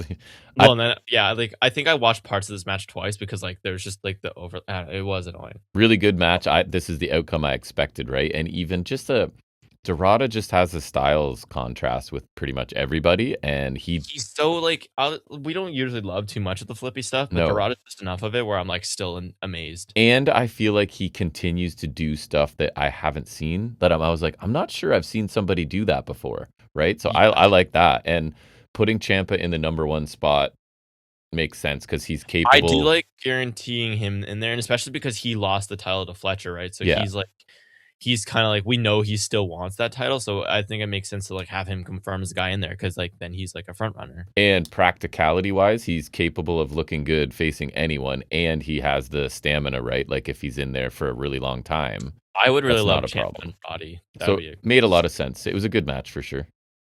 I agree. Dorada always impresses, right? So I just like that, and I like these qualifying like guaranteed spot type matches, whatever it is. And I'm glad we used to give Ciampa a win too. I just like seeing him get a win, right? I would like to nominate Dorada for likely to be plucked by WWE and then never seen again. Just like stuck in AAA. hmm Yeah. Just shunted to AAA. I don't know if he would though, because I'm sure he's happy in CMLL. Yeah. He's the dual contract. Until they come with triple the money or something, triple the A. Yeah. That's true. That too. That funny. too. Then we get a dogs promo. Finley's like kind of got control of the camera for a bit. He talks about how they were in a tornado tag on Collision. They did not win. They did not lose though. He shows Connor's beating down Cassie and Ryan in the hallway, and then he joins in. Connor says Mystico and Kevin Knight were lucky it was only him and Finley last week, but now they're all back. Gabriel Kidd has returned from Japan and the coffin, I guess. Did he have like grills in or something? He's had this for a little bit now. Yeah. Crazy. Yeah. I noticed that I think at Revolution, I want to say. He says you can't come at them with no backup, and the conglomerate have no one left. Kyle O'Reilly. Good. He says Mystico and Jet Speed are parading around like they're on the division, but there's a 3-headed dog after them. Finley says they're coming for their bodies, and they're gold on Collision. I really like this. I like that we give them all time to speak, and they're all kind of different. Like Finley's got like this straight aggression, like Yes. yelling aggression about him. Connor's was a little more laid back than usual, but he still got that wild man vibe to him, right? And then Gabe Kidd, I loved Gabe Kidd. Me too. I loved it. It's because it's him, like it's something like it's kind of like the Pac promos or like Switchblade, where he's just got like a style that's clearly different. Yes. And also for me, it just feels so genuinely Gabe Kidd. Like I saw I follow this one guy on Instagram who's British, so he would be an accurate take on this, but like he said like Gabe Kidd's like a lot of people he runs into. So it's like he feels like a legit hard like British dude, He feels like a realistic, British dude, but he also just like feels like he's just kind of like how you said Javon speaks, right? Like he just like it feels like he's not putting up a front. Like this is how Kidd likes to talk, right? I would have liked more of a build For the title match, but if they're getting a title shot, they better not lose. I agree. They need to win the belt, and then I think we build to them versus Conglomeration. Like a double or nothing. I would love the Dogs against Roddy, O'Reilly, and Cassidy. I think that'd be awesome. To nitpick this, I wish that Kid was the one that spoke last. I thought agree. Finley tried to do a bit too much for me at the end, whereas Kid felt mind completely that. natural. I agree. That's fair. I do think Finley's trying a little more, but I will say, like, for someone I was kind of low on beforehand, I will say I've enjoyed Finley so far. I think. More than I thought I might, for sure. absolutely. Did you notice the one detail I enjoyed when Clark Connors is done beating on Cassidy? He picks up both his and Cassidy's sunglasses because they're like kind of similar, and it has to like look at which one and then put them on. I did not notice that. That's great. I love that. Yeah, I love that. That's great. Then we move on to a Tekla interview. She says she doesn't want to hear anymore about how Hayter used to be champion. She says the kingdom has changed since Jamie ruled, and the only reason she was champion because she wasn't there. She took out Hayter first when she came to AEW because she knew she'd be the easiest. She keeps coming back, not because she's the toughest, but because she's the dumbest bitch alive. And after Dynasty, she'll be the dumbest bitch dead. I thought this was awesome. I thought Tech was really finding her shtick, and I thought this was really good. I loved like the way she was threatening Lexi Nair. She was like, "I'm gonna take you out for a nice dinner, yes, a strip club," and like, yes, I thought that was awesome, amazing. I put so cool, and I thought, to her credit, I thought Lexi did a good job of looking scared. I put such a weird threat to make. It amused me greatly. So weird. Like I didn't write it down, but I remembered. Like I thought, like Tekla's got this weird charisma and energy about her. Now Was it's awesome. her teammates are so lacking because like. I thought this was great. So I really like this. I thought she was so cool here, and it's not lost on me that the other two were not here for this.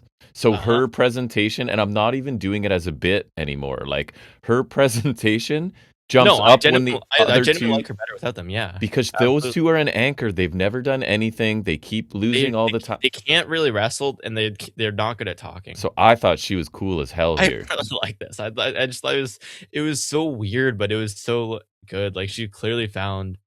I feel like because her character was kind of weird when we first got in. We're like, oh, some of her mannerisms, maybe she's doing a bit too much. But like, I feel like she's finally really starting to like hone in on her shtick. So it was at the beginning, it was the too literal into the spider stuff too much, and now it's just like she's just an unhinged, tough woman, and I think it's awesome. I think if we had like mixed tag titles like AAA does, her and Gabe Kidd would be such an interesting combination. Her route to threatening here, I will probably always remember because it was so ridiculous. I'm gonna buy you dinner and take you to a club and then kill you. I'm gonna make you go up on stage and like embarrass you and like kill you. But like it was awesome. Such a weird thing to say, but like I absolutely loved it. So great. Yeah. Oh, it was so good. I will say I don't like how lackluster the build with her and Hayter's been. I mean, it was the match should be good. A very high certainty score, I will tell you that one. Yeah. Right? I thought this was such a good promo. Super entertaining. Then we hear from Cage and Copeland. Copeland says jealousy and pettiness is what started all this, and now FTR said they were in his shadow and glorified henchmen. He says that's not his fault. It's just reality slapping in their faces. That was like, I was like, oh, I thought you were gonna go more babyface than that. That felt like a little like, yeah, I'm better than you. Right. It was a little like, I was like, which it's not a big deal. It's not. He says the Dynasty, he and Christian will take their rightful place at the top of the mountain as tag team champions. Christian tells FTR to sit down, and shut up while he conducts business. He says FTR have been busy because they've pissed off him and Copeland as well as the entirety of Canada. He said he was forced to pay a visit to both their mothers, and when he clarifies, he means he banged them both. It was like there could be no subtlety here. No subtlety. I said, then he's like, he doesn't want Stoke and his mother to miss out. He will visit her as well, but when he does so, he will be half of the tag team champions. FTR's music hits and they come out, and then RPG Vice. Dad, come on, please stop. That was one of my complaints. Did they pay for RPG Vice as enforcers? Like, what is happening here? Cage fights back and goes for a kill switch on Cash, then gets sent into a belt shot from Stoke. Trent with the chair assisted shotgun knee to Copeland on the floor. Then FTR hold Cage up, and Stokely does a better spear than Jey Uso. Awesome. It wasn't bad. Then they Pillmanize Christian's arm at the end. They did indeed. So I thought most of this was solid. They're presenting Edge and Christian pretty much exactly the way I wanted, right? Like, yeah, I thought like Christian was funny. He was. I think my main complaint about this is other than RPG Vice being losers, it's like not that this is bad, that like there's just not much to add. I think There like isn't. they've done a good job building this match. I think, and I just don't think there's much else they needed to do. I thought this was good, and like I think the only notable thing is really that like Christian's gonna be going in the match hurt. I think And the is gonna be the thing. inclusion of like Q list Callis family guys added absolutely nothing. I did not love that. Maybe it's just Nothing. because they got beat up the other week, Yeah. but I will give Stokely props for his spear. Yep. And it's again, this feud's ready to go. The match is ready. This wasn't a great final bit, but it didn't really need anything either. It wasn't bad. It was just like it didn't feel overly necessary. I thought. Then we get Darby Allin promo. He says people think he doesn't care about anything and he needs a death wish, but the opposite is true. I think the death wish is maybe true. There's a lot of evidence. Let's put it that way, right? We're building a case. Roll the tape. Yeah. He says he's scared that he can't win the big one, that maybe he can't actually be the face of this company, because to be the face of the company, you have to be world champion. And then I wrote, damn it, Hangman. He says Andrade doesn't understand what he's gotten into. He needs to tell him win more than anything, no matter who's champion. And he's always been enough. And he asks, what has this all been for, if not to be champion? He needs this more than anyone can imagine. I thought like surprisingly straightforward babyface fire from Darby, but I really liked it. I thought it was a really strong like just babyface promo. It's a different wrinkle for him, right? He's kind of dabbling in the Hangman self-doubt part, and it kind of works. I liked it. I really liked it. It kind of works for him, right? Because he can do the whole everyone just says I'm basically a stunt man and whatever. I have a death wish and I need to prove people wrong and prove myself I can do it. Like it's a fine route for him to go. Yeah, I think it makes sense. It's not like it's not something he's never mentioned before. It's just something that's definitely downplayed, like he mentioned, right? So I think it's a really good way to go. Yet another guy passionately after the main title, right? Which is a thing we were saying we kind of like. Given the history, I think you've not to spoil picks or anything, it has to be him versus MJF. It feels like it, right? Which I'm super excited for. In either way, I would love Andrade to pick up Andrade. Yeah, I could see like, but then if Andrade wins, I would think Omega's winning the title. And I don't think Omega's winning the title. Agree. Well, we'll get to all these picks shortly. Then we move on to Chaos in Canada. It's United Empire. It's Death Riders. I will say I've listened to it a lot over the last week. Callum Newman has a pretty epic theme song, I think. And obviously you don't notice that, but I liked it. Worth noting, United Empire come out separate from Ospreay. They did. Should be interesting for the eventual Callum Newman turn, which I know they've teased a little bit. Right. I think it'll be like kind of a Fletcher type thing. And well, because like it makes sense. Because like for those not watching New Japan, it's not overly evident, but like Ospreay was leading United Empire. He left it to Newman, left them in kind of a shitty spot. Mm-hmm. Newman spent the last couple of years rebuilding it and like working his ass off. Now he's leading it as the champion, but then Ospreay comes back and is like kind of like interfering with his role. Like Ospreay comes out and like people who don't watch New Japan, you would think Ospreay's still the leader of this faction, right? Like he's the main guy feuding with Moxley. He comes out with his own theme song. He's always like standing in the middle, right? Like it definitely does look like Ospreay is the leader. So it's good. It's going to be that kind of conflict, I think, eventually. Could that happen at Dynasty?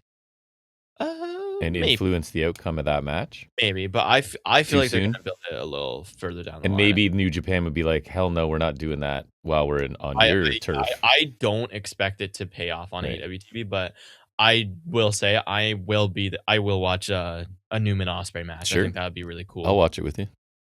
And then my last note before the match was the Death Riders entrance down that red hallway I thought was so cool.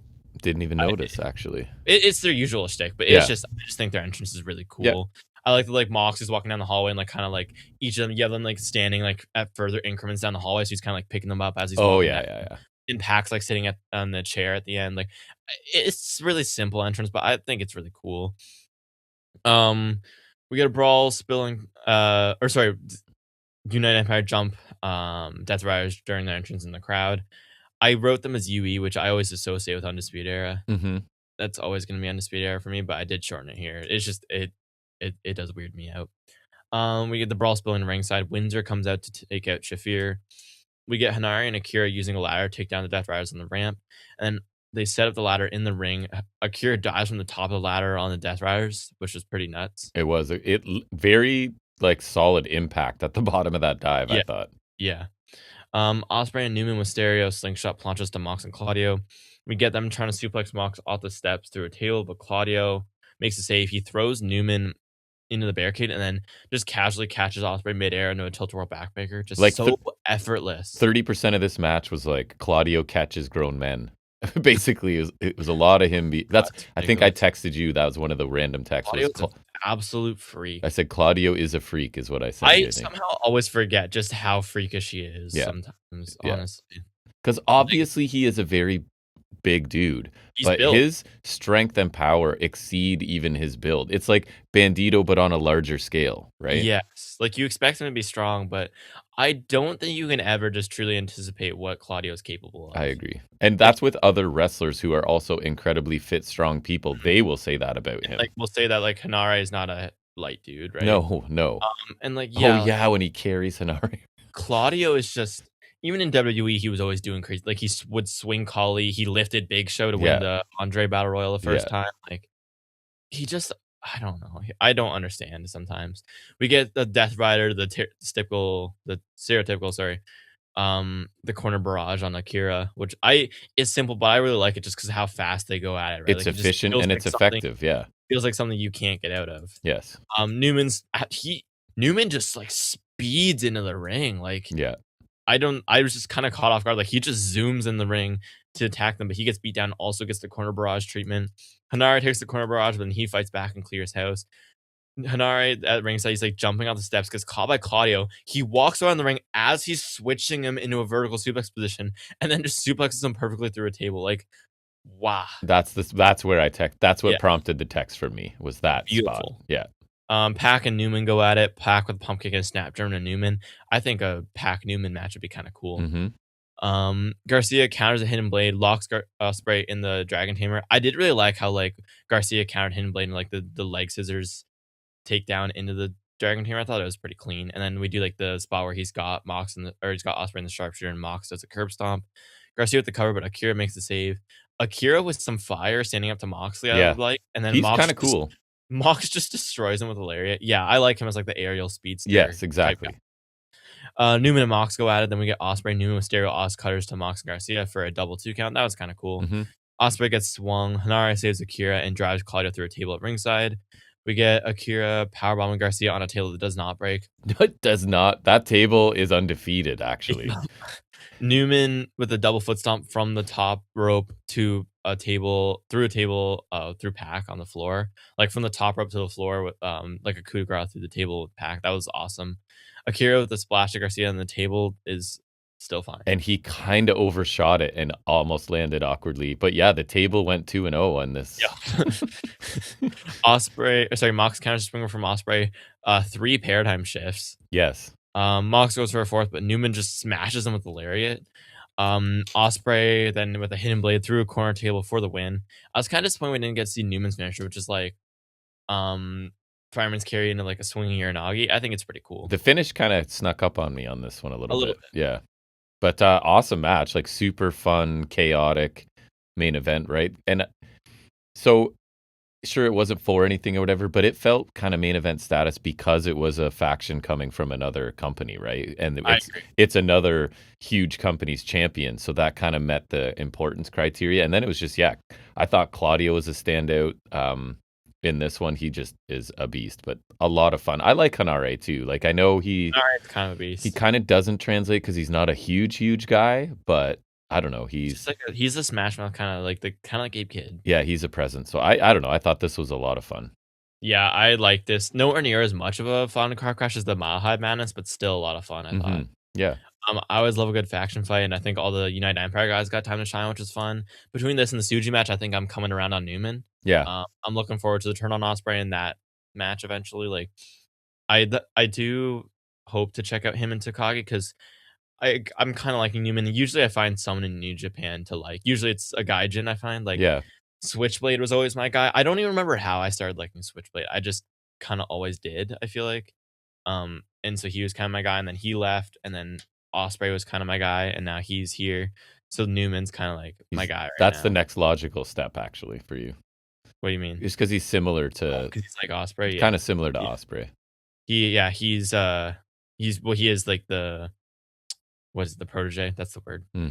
That's the word I'm looking for. But yeah, so I'm coming around on him. I think Hanare is a beast. I think he's really cool. We really liked him in that dog pound cage match. Because that was an insane match. He's just an intimidating looking dude. With that patch of hair on the back and the face tattoo. That's weird, yeah. Akira had great fire as well. I hope they make appearances around Forbidden Door. Like, I'd like to see them in some matches. That would make sense to bring him back around for that. Newman's still champion. I'd love to see him defend against someone cool. Yep. I don't know who, and I will think of it someday. Heel Takeshita. Heel Takeshita, or like if Newman's a heel, have him go against a babyface, or if he's a face. I mean, I know he's not like top title right now, but like you could do Newman Pack just because you want to. Just because I want to take care of FNS. Yeah. But yeah, Claudio's an absolute freak. He never ceases to wow me, and I was surprised Ospreay pinned Mox here. It does make me curious as to what could happen at Dynasty. You wouldn't think he would pin Mox twice in a week, but maybe that's what they want you to think. We'll talk about it in our picks again. Then we get Omega Hype package, pretty much like the MJF one. I didn't really have anything to say about this other than they mentioned Omega's belt collector run. Isn't it crazy that the 2 belts he held that were in AEW were Impact and AAA, given where they stand now? Exactly. Isn't that crazy? It's like not happening again. I was like, that's insane. Yeah. It was a cool package similar to MJF's. I really like both of them. Yeah, I thought we were only getting the MJF one because he's like a self-obsessed heel. So it was nice that we got one from Omega. This is my favorite part about this segment, to be honest with you.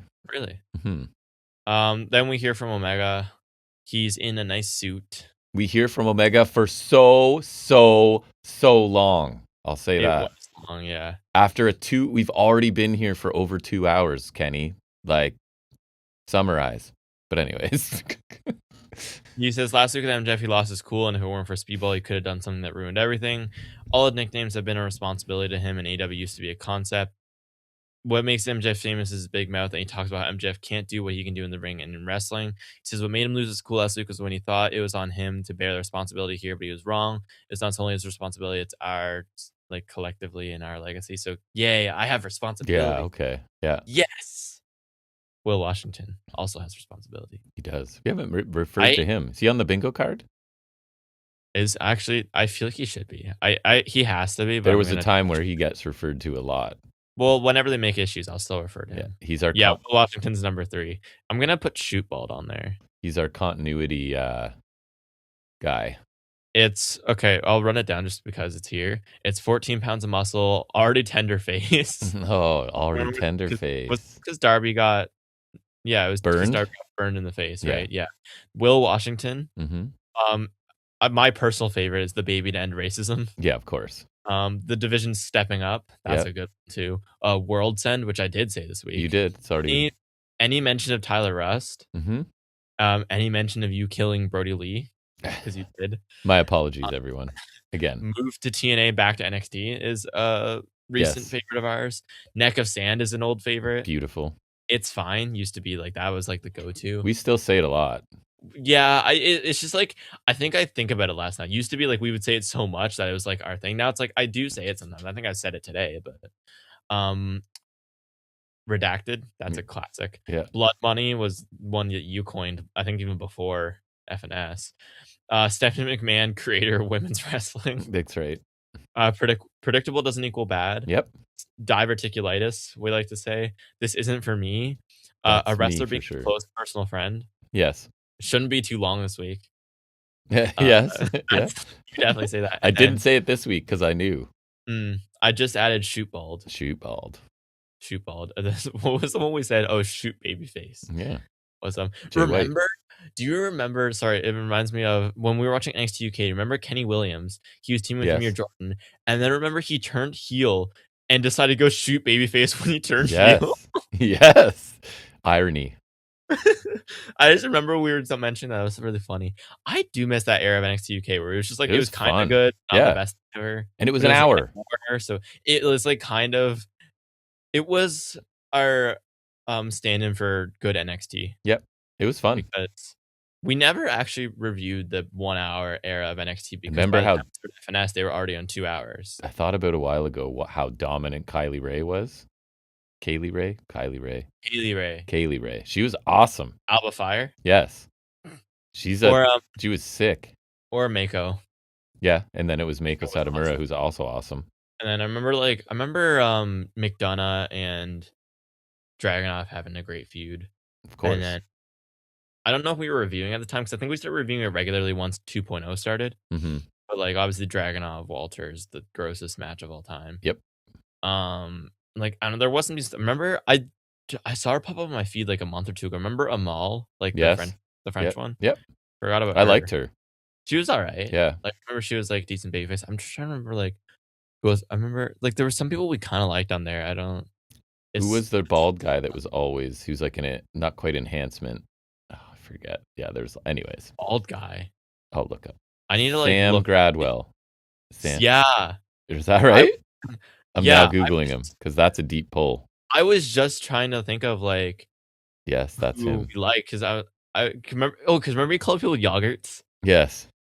Remember that? That Yes. was great. And then obviously Gallus were there. I'm looking at it right now. Obviously Noam Dar was like the best. He was. I'm looking. Why does it say Marty Skrull was on NXT UK? I don't think he was. Like yeah, I don't know. NXT UK that time was like that was just great. Oh, I can look at the NXT UK roster in 2022. Let's see what we got.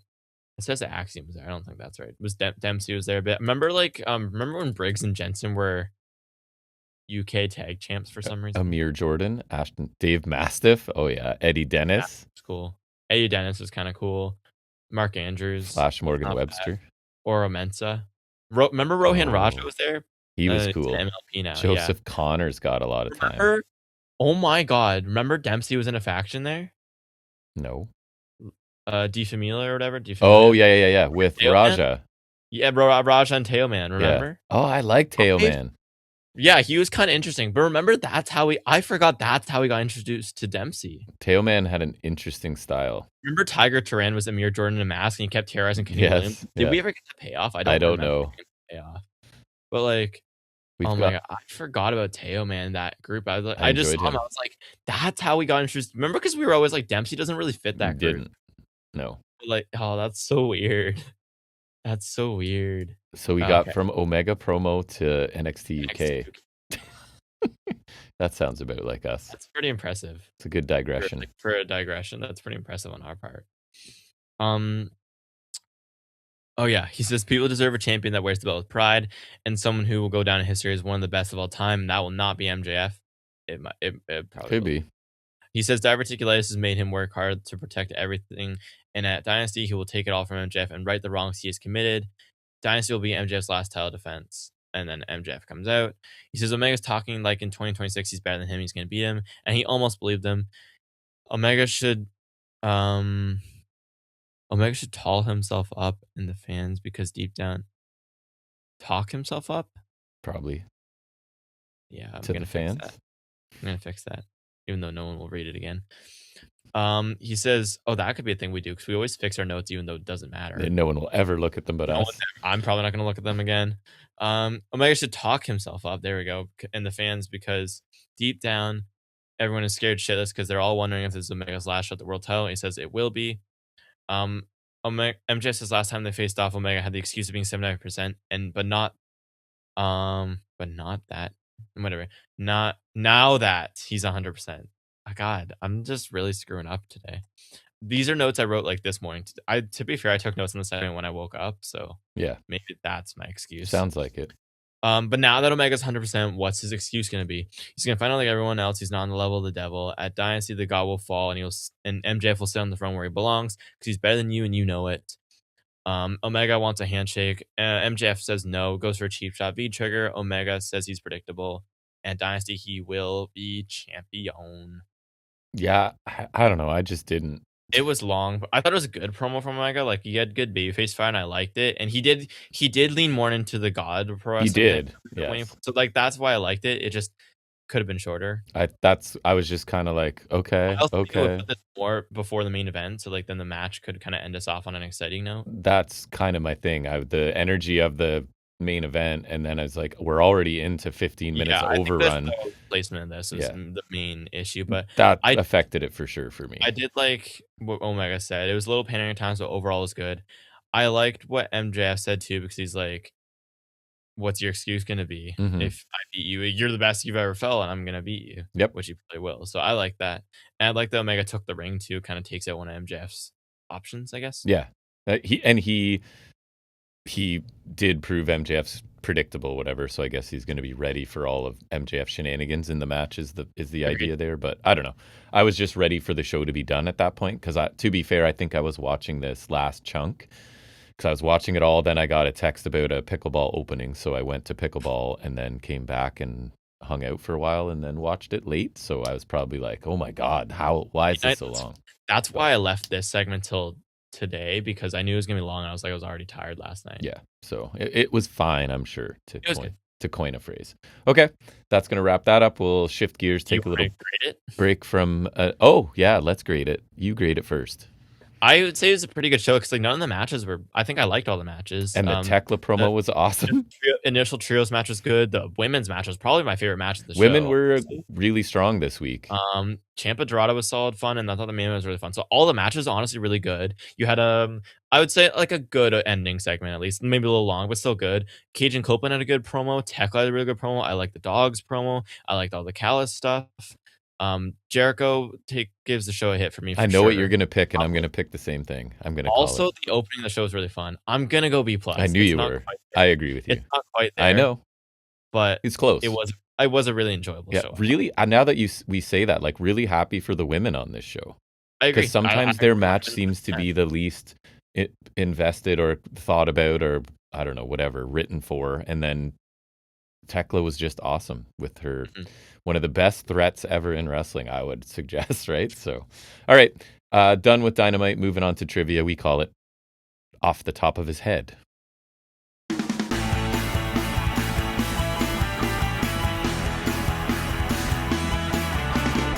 All right, this week I'm trying to stay on WrestleMania until we get there. Right, I forgot you're on that train. So this is Tricky Odd WrestleMania Trivia Super Fan Edition.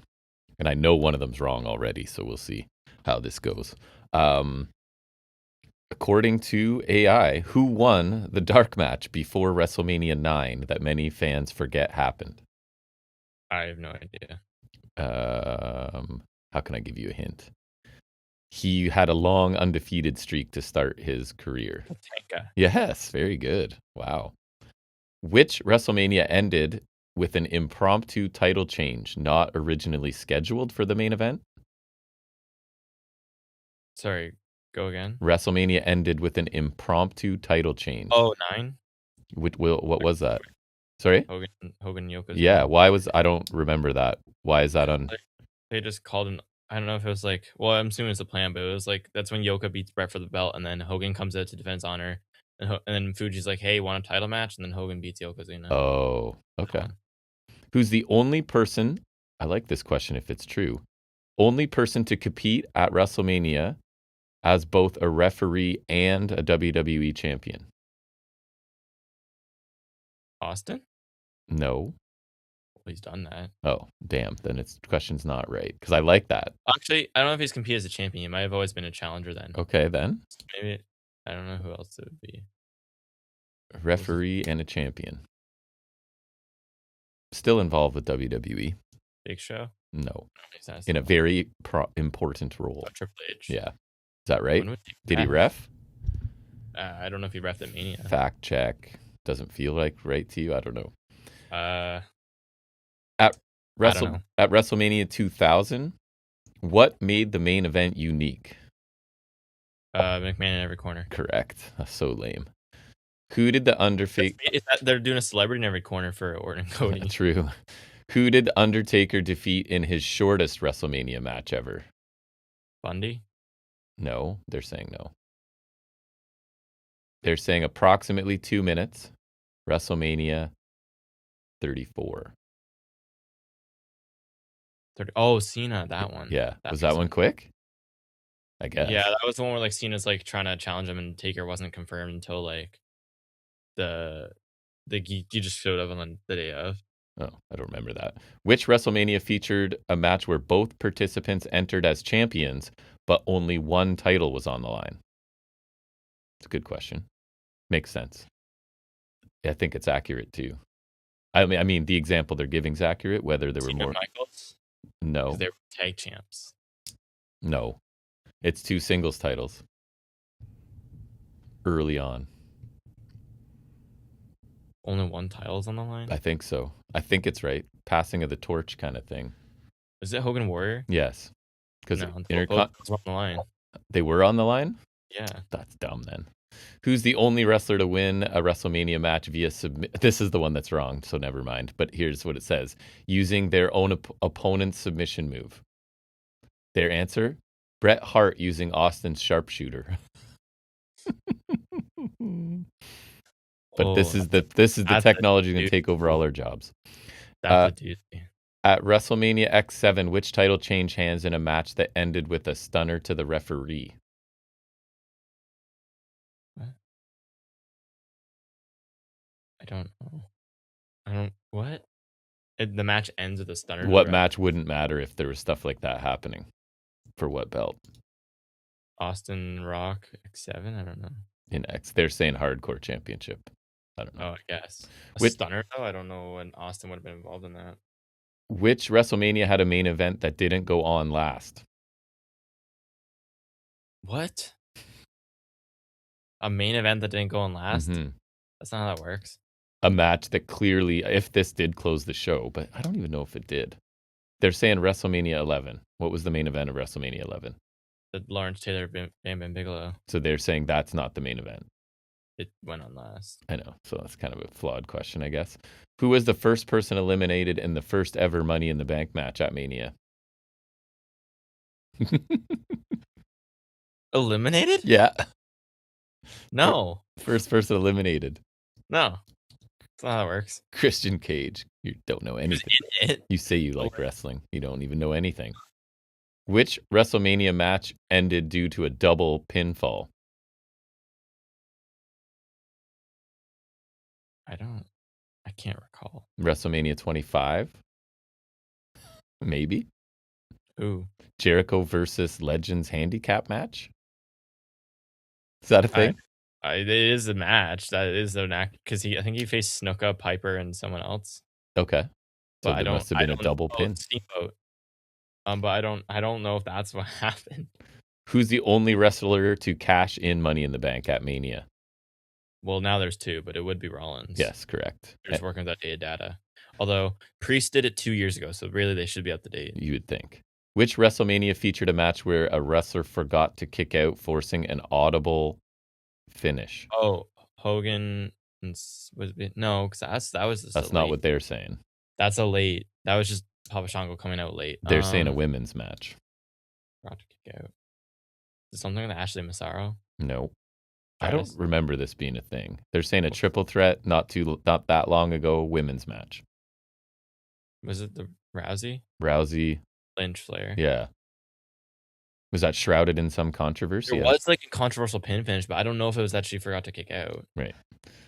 Who holds the record for most WrestleMania matches without a win? Makes sense because it was kind of his gimmick.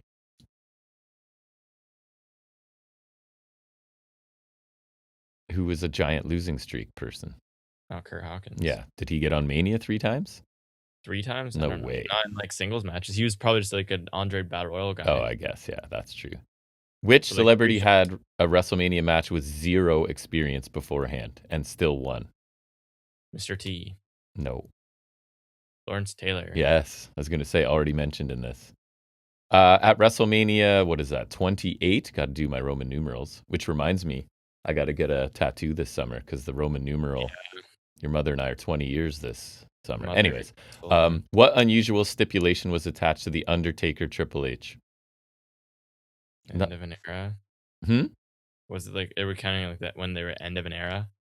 I don't know, WrestleMania 28. What was the Undertaker Triple H match? Hell in a Cell. Yeah. They're calling it an unusual stipulation. That seems pretty usual. Yeah. Who is the youngest WWE champion in WrestleMania history when they won their title at the event? What a stupid... This is stupid. So, okay, you heard the question. The answer is the person's name brackets, though his win was at SummerSlam. Trick question. So Lesnar? They're saying Lesnar as the youngest there, but Randy Orton at SummerSlam. Also, not Mania. Youngest for, I think Orton was younger, but he was also the big gold belt. Yeah. So different title. But then they're saying when they Also, won their both of those are at SummerSlam, by the way. when they won their title at the event, and then they're like, didn't win it at this event though. Which Mania featured a match that ended in a countout despite being heavily promoted. I feel like I do know. It's just slipping my mind right now. Count out. Single digit Mania. I'll give you that.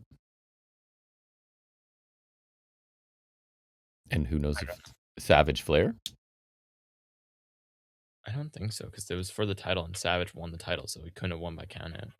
Who's the only wrestler to main event Mania in 3 different decades? Might be right. Austin? No. Right era, though. Rock? Yeah. Well, because, no, wouldn't Austin technically count too? Because Austin main event in the 90s against Michaels and The Rock, right? And he main evented in the 2000s against The Rock. Oh, yeah. Once, at least. And he main evented in the 2020s against Owens. So it depends on how outdated they are, because technically Austin would count too.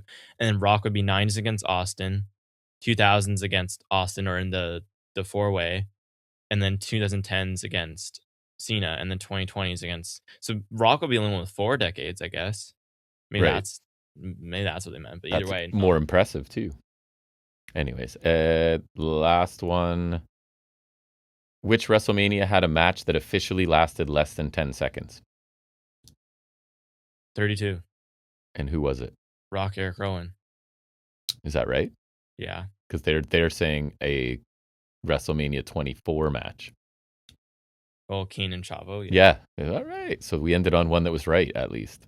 But like, I'm pretty sure Rock and Eric Rowan, they always tout as being shorter. Yeah. Poor Eric Rowan. That's on the Mania that I mentioned. True. My Mania. That kills the trivia. Wasn't that great. Wasn't very accurate this week. It was not very good. Unfortunate. Was not a fan. Did not like. But that's why I have timestamps. You can just jump around. We'll get back into talking wrestling. We're going to include our predictions for Dynasty in this segment. We'll also talk some NXT and whatever else we want. It's called Highspots and Restholds.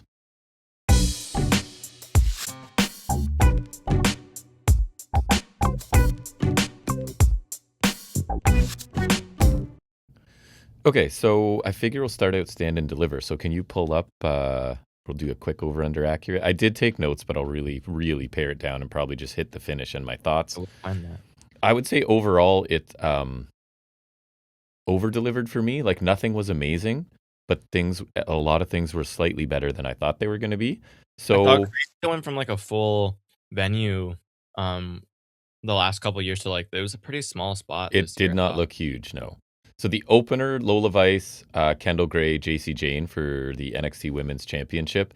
So my note says 16 minutes of nonsense before the bell rings. No more attempts for creative recaps or feuds anymore. Not all were great, but I respected the attempts. Oh, remember when they used to try and do weird little opening to the shows in NXT? And some of them were... the No Mercy one was the coolest. Some of them were... Video game style. They used to do some really cool ones. I remember you talking about that, yeah. And they would always take a big swing and not always connect, but I respected this. Yeah, so that seems to be gone. This match, though I liked it, I will say the formula, a lot of this was one woman on the floor while the other two battle. So we're doing the rotation stick. We're kind of doing a rotational one, right? So one thing JC Jane did, I don't know if I've seen her do it before, she like smashes your face into her knee and then picks you up into an immediate lariat that I thought looked pretty cool. The crowd responds. They sort of pick up as Kendall Gray catches fire. So here we get Ren gets involved. She's taken out, obviously, the Fatal Influence. People are there. Then we get a frantic sequence of holds and counters with Vice and Kendall Gray. Jane waits for her chance, rolling encore to knock Kendall Gray to the floor. JC Jane turns around right into a Vice back fist. Vice wins, becomes NXT champion. This got 16 minutes. I thought a very entertaining triple threat match. Good start to the show. I was going to say, how do you feel about being Lola and stuff since you're pushing for Kendall? Kendall's got tons of time. I think in as much as I love Kendall Gray, it's probably the right decision, right? Vice is a more complete... Lola's been there a while, yeah. Yeah, she's more of a finished product at this point. Jane did a really good job as the only heel. There was a lot of one-on-one for a triple threat, but still really fun. a good finishing sequence. We get a new champion. Now we got to see where Vice goes from there. I'm sure Jane's going to get a rematch first. But Gray continues to impress in the ring. She just needs to get that character personality thing going. I say it all the time. I don't think JC Jane has anything more to prove in NXT. She can go to main roster. She is a good heel. She's developed into a really good heel. I do fear her ceiling's not the highest. It's not. We won't go that. But I could. They have the mid card belts now. So and she will be employed for a long time. I promise you. Over under accurate on this one. I'm curious. This one was an 8.27 from Cage Match. Wow, over 4 stars, eh? I'm under. I went 3 3/4. I thought a very good match though. What are you guessing for Meltzer? Meltzer NXT 4. 4 1/4. Wow. Okay. Well received. That's good. It was a good match.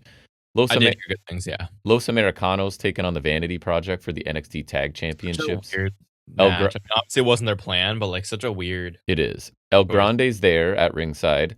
I did make a note that Brad Baylor did a really nice sushi garoshi, the one off the suplex hold. I will say I saw the bump Jackson Drake took off of El Grande Americano, the flying headbutt on the floor. Wow. I know. What a I thought it looked awesome. Tyler Bate. What a bump. Tyler Bate is doing his cool feats of strength. I've just given up. I'm just calling them by their names at this point. Wait, what does that say? Oh, Los Americanos do a dropkick Michinoku driver combo that looks cool. Baylor's then trying to unmask Pete Dunne, leads to an X-Plex, so we know it's Pete Dunne because he loves the X-Plexes. I would love it to be unmasked Pete Dunne. El Grande gives the metal to load into Bates' mask, but he gets double-teamed nicely by Vanity Project. Smokes takes the metal object, puts it in his trunk as Baylor's takes a powerbomb on the apron. We do get a bitter end for a near fall. We also get a bop and bang sighting. He actually hit a bitter end. He did. So bop. They're just messing with me at this point. Bop and bang first, and then a bitter end shortly thereafter. Yeah, and an X-Plex. Although that bothers me even more because you're not even gonna let me pretend it's not Pete Dunne. Right. Bate headbutts Smokes, but his mask isn't loaded because it got taken away earlier. Drake drops Bate while the ref is distracted. We get a missile dropkick DDT combo to Tyler Bate, and it's over. Really good match, but it's hindered a little bit by the fact that Los Americanos were just shoehorned in here, right? And again, yeah, and they're all heels, right? In theory, even though and then that's weird too. But then they don't even feel like heels, which is also weird. So that whole thing, like if you're gonna have one team lean face, you don't want it to be the brand's heels, like Vanity Project, right? Right. So I guess if you have to pick one. I think you're right. Maybe you wouldn't put 2 heel teams together if that's the case. You'd think there's almost a history of not doing that. Bate and Dunne like hitting a lot of their signature stuff I thought was cool just because I love them and wish they could come back as their normal personas. But anyways, Vanity Project continue to like outperform their age, I would suggest. Really good match. Again, what's the over under accurate on this one? This one was a 7.56. So I'm accurate. I went 3 3/4 as well. This is 4 from Meltzer. Yeah, that's in the ballpark at least. He's not crazy. Zarya Solruka. Again, I'm curious about this one because the double turn looks like it has been beautifully planned and written. Coming off that segment last week where I really liked it, where I was so confident because if you're writing these lines for a heel that's going to stay a heel and a face that's going to stay, you wouldn't write these lines, right? They're too. But anyways, guess what? I was completely wrong. Soul runs down before Zarya's her entrance is even finished. And Vic Joseph is putting in some work at the beginning to position Ruka as the baby face. So I'm kind of going, is he overcompensating by doing that? Or is he actually... So anyway, Zarya takes control a few minutes with a boot to the floor. We get audible Zarya chants at one point in this. She continues to dominate. And I put like, sure feels like a heel is overpowering and dominating the resilient face. My double turn hopes are fading about halfway through this, right? Because it's I heard that they didn't do that. They did not. You told me that. Ruka Frankensteiner shifts momentum, strike exchange. Zarya chokeslam on the platform. They had the ramp that's flush with the stage that I did see that. Bit of a different look. Ruka actually hits a really nice soul snatcher on that platform. Zara briefly fires up, but takes another soul snatcher in the ring for a really good near fall. Ruka goes for a buckshot lariat, but gets speared. And I didn't think Ruka's part in this, like, She goes for the buckshot lariat, but she's clearly like pacing her steps to be able to take a spear, if that makes sense. Like, and you can just tell, Yeah. you know what I mean? It didn't look supernatural. Huge F5. Ruka kicks out. That was a cool near fall there. Zarya wants an avalanche F5. They're up top fighting. We get a top rope X Factor, another Soul Snatcher, and it's over only 13 minutes, but I thought it was still really good. But I am disappointed by the fact they didn't take the opportunity to do the double turn heel here, just to even see Ruka as a heel, because they've did that thing of telling us like we're gonna give her a character tweak, right? Yeah, you would think then, right? Pretty quick, but had some really good sequences, some really good near falls kicking out of people's finishers, which doesn't bother me. Over under accurate. This one was 7.05, lowest so far. So I'm a little over. I'm going to sound really repetitive, but I went 3 3/4 again. I thought like nothing excellent to this point, but everything's been really good and it just keeps moving, especially when I'm not watching it live and I can skip all the commercials and packages and nonstop nonsense like that. Then we get Jonathan Gargano taking on Miles Bourne, North American Championship. So Johnny's back in NXT. He's been doing a depressed planking guy gimmick.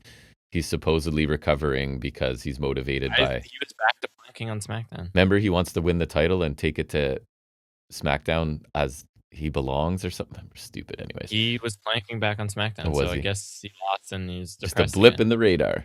Holds encounters early to show that Miles can hang. And then we get a whole... I'm just going to pare this down a whole lot. We do get Candice LeRae involved.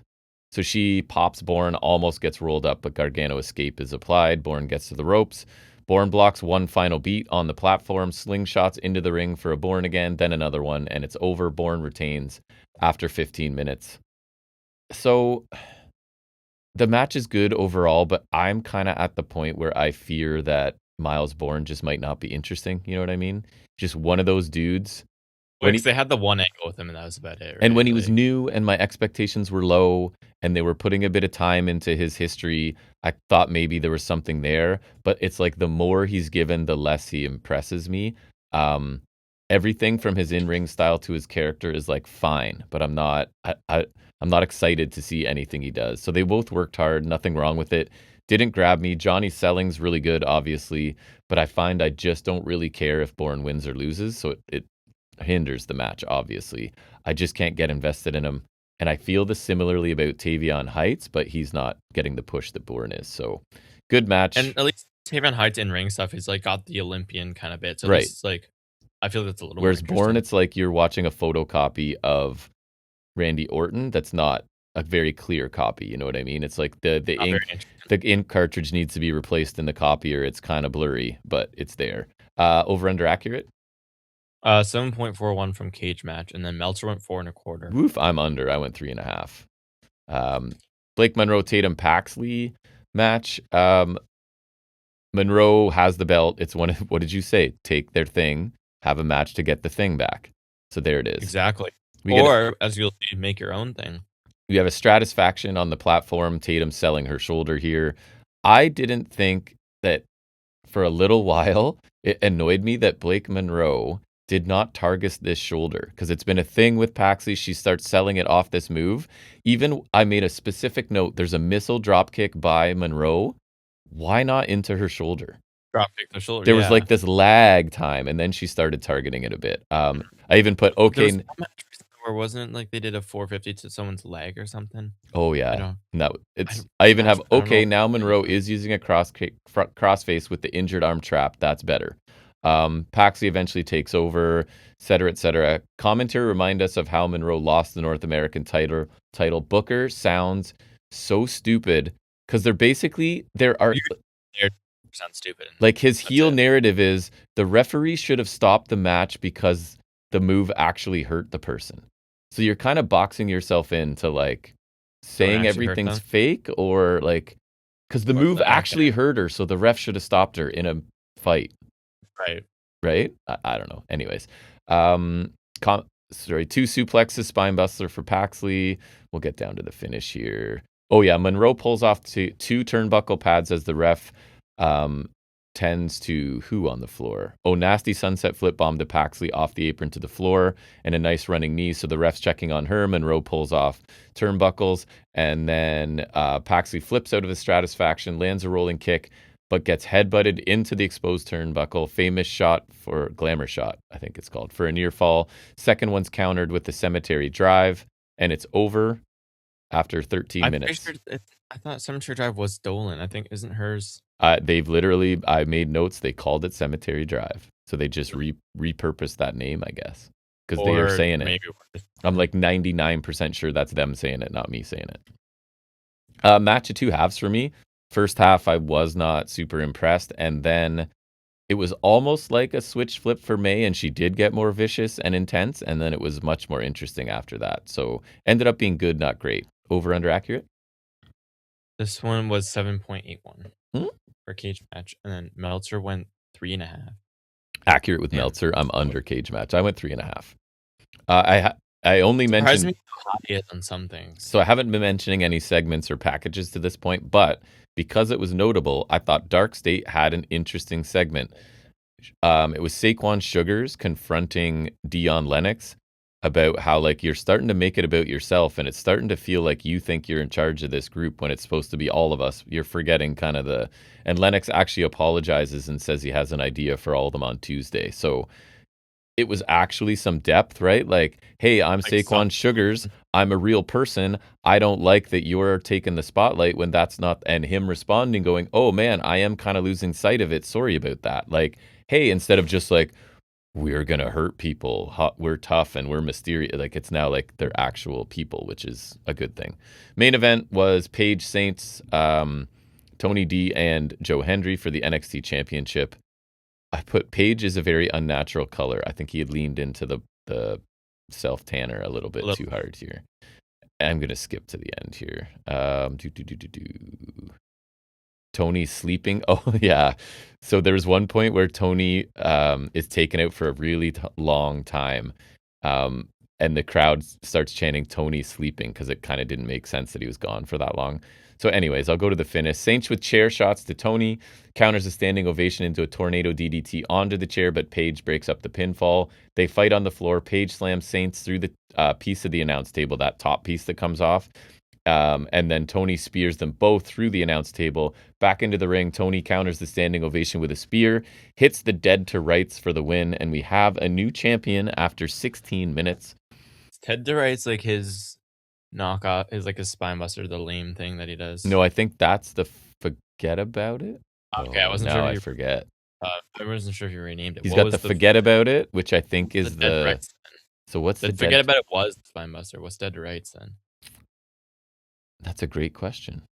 I don't remember. Is it like a choke bomb thing he does now? I don't remember. The match was good. I actually thought it was very good. A meaningful main event. Title change despite how I feel about Tony, right? It's at least something fresh, I guess. The storytelling made sense. Paige and Saints worked together until they couldn't, and it was Paige that initially attacked Saints because it will matter sort of on NXT this week. The finish was predictable with Paige and Saints kind of imploding, obviously, leaving Tony alone with Henry to pin the current champion, which I think they wanted to establish Tony, so it's like he's actually pinning Hendry. That could be Hendry's like call up. Oh no, because I saw he's on next week on NXT Revenge. Of course, 2 weeks of NXT Revenge, bud. Yeah. It does feel like Hendry's leaving. Having Tony pins him is kind of, that's what I was thinking at the time. Yeah, maybe he'll be maybe he'll put someone else over and then leave. He could be.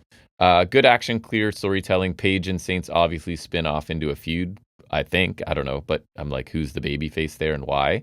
And we wait to see what's next for Tony. We kind of find out on NXT. I enjoyed this match. I think it was my favorite one on the show. What was over under accurate? 7.63. So I went 4, maybe being a bit generous, just because I'd given 3.75 to so many things. Meltzer went 4.25. I would say the overall show was probably a B, which is above what I was expecting, right? So it wasn't too bad. Anything from Raw you wanted to complain about that we haven't complained about yet? No, other than the Punk pipe bomb, but I kind of touched on that already. I really didn't see much. I don't have any notes on it. I was just like, it was the only thing I really noted, I think. All right, so like that I remember. I'll talk about NXT really quickly. We get a very basic segment to start. Tony D comes out as the new champion coming out of Stand and Deliver. He started NXT as a kid, and now he's the man of NXT. He's the first Grand Slam champion in NXT. There's a feather in his cap. No one's taken the title from him. And then he specifically mentions the three guys, Saints, Page, and Hendry. So, of course, because he said Hendry's name, Hendry has to appear. Good job, Will Washington. Naturally. He comes out and he says he'd beat Tony in a one-on-one rematch. Ethan Page is out to say he would have won if not for his best friend, Ricky Saints. Saints comes out to say that Page attacked him first in the match, which is true. And if Page could have put his ego aside, Saints would be champion again. Tony tells them they should all get in line. He'll beat all their asses again. Honestly, pretty standard stuff here. Here's the new champion. Here's all the, happens to be the same people who are in the title picture. All made sense. Nothing exciting. Dark State come out and attack. This was, I guess, Lennox's plan. They're back as a group, attacking another group. They brawl with the four in the ring. People have to come out and separate them. I think even I wonder where this could lead. Some talent. I think this was Dark State stepping up a little bit here, right? It might be. After a commercial break, Stone announces we're getting an 8-man tag match between all these guys. Shocking, right? So again, here's the example of booking on the fly that happens a lot, like here and such not conventional booking. I feel like Super. I guess to be fair, Dynamite was not that much different, but it feels different when they don't do it all the time. This is very cookie cutter. Again, not that it's terrible. It's just this all makes a lot of sense here. I will say this Dynamite too. It's like two established groups. It's not like can they coexist and Night of. So they're like kind of, smashing all those tropes here. Absolutely. Yeah. So makes sense. There's the real difference. Lennox is trying to recommit to Dark State, right? As a cohesive unit. And then as you said, we get their favorite thing of can these four coexist? Because it's funny, it's even the reverse though. Isn't usually like opponents team up before the title match, now they're teaming up after? Isn't that kind of like they're kind of reversing it a bit? It's innovative. And it's interesting because even though that foursome is made up of two heels and two baby faces, the heels even can't coexist with each other, even though they're friends. Really, no. So it's like any of them coexist. It's like an onion of coexisting questions, right? There's just layers and layers and layers. Right. It's genius. It's the evolution of can they coexist, right? Then we get Izzy Dame. She beats Sol Ruca in this match, and honestly, it took away from my enjoyment a bit because being a wrestling nerd and knowing where these two are positioned right now, I knew that Zarya was coming down. So this was just an exercise in me waiting for Zarya to come and get involved. And she does. No one's going to lose cleanly in this match, right? Izzy needs to be rehabbed. Obviously, they see something in her. She needs to be rehabbed off of the Paxley feud she's coming out of. Right. Ruka's clearly, they love her. So she's not taking a loss to Izzy Dame coming off. You know what I mean? Coming off losses. At least not clean. Not clean, sure. That's what I should have said there. So, Dame gets a quote-unquote quality win. Makes sense here. So Zarya does come out, spears Sol Ruca on the floor.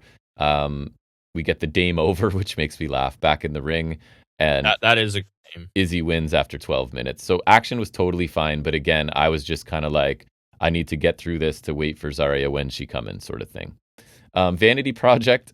So they absolutely adore Blake Monroe. Like they just idolize her. I love them sucking up to her role because like, they think she's hot, right? So did you see how they sucked up to her this week?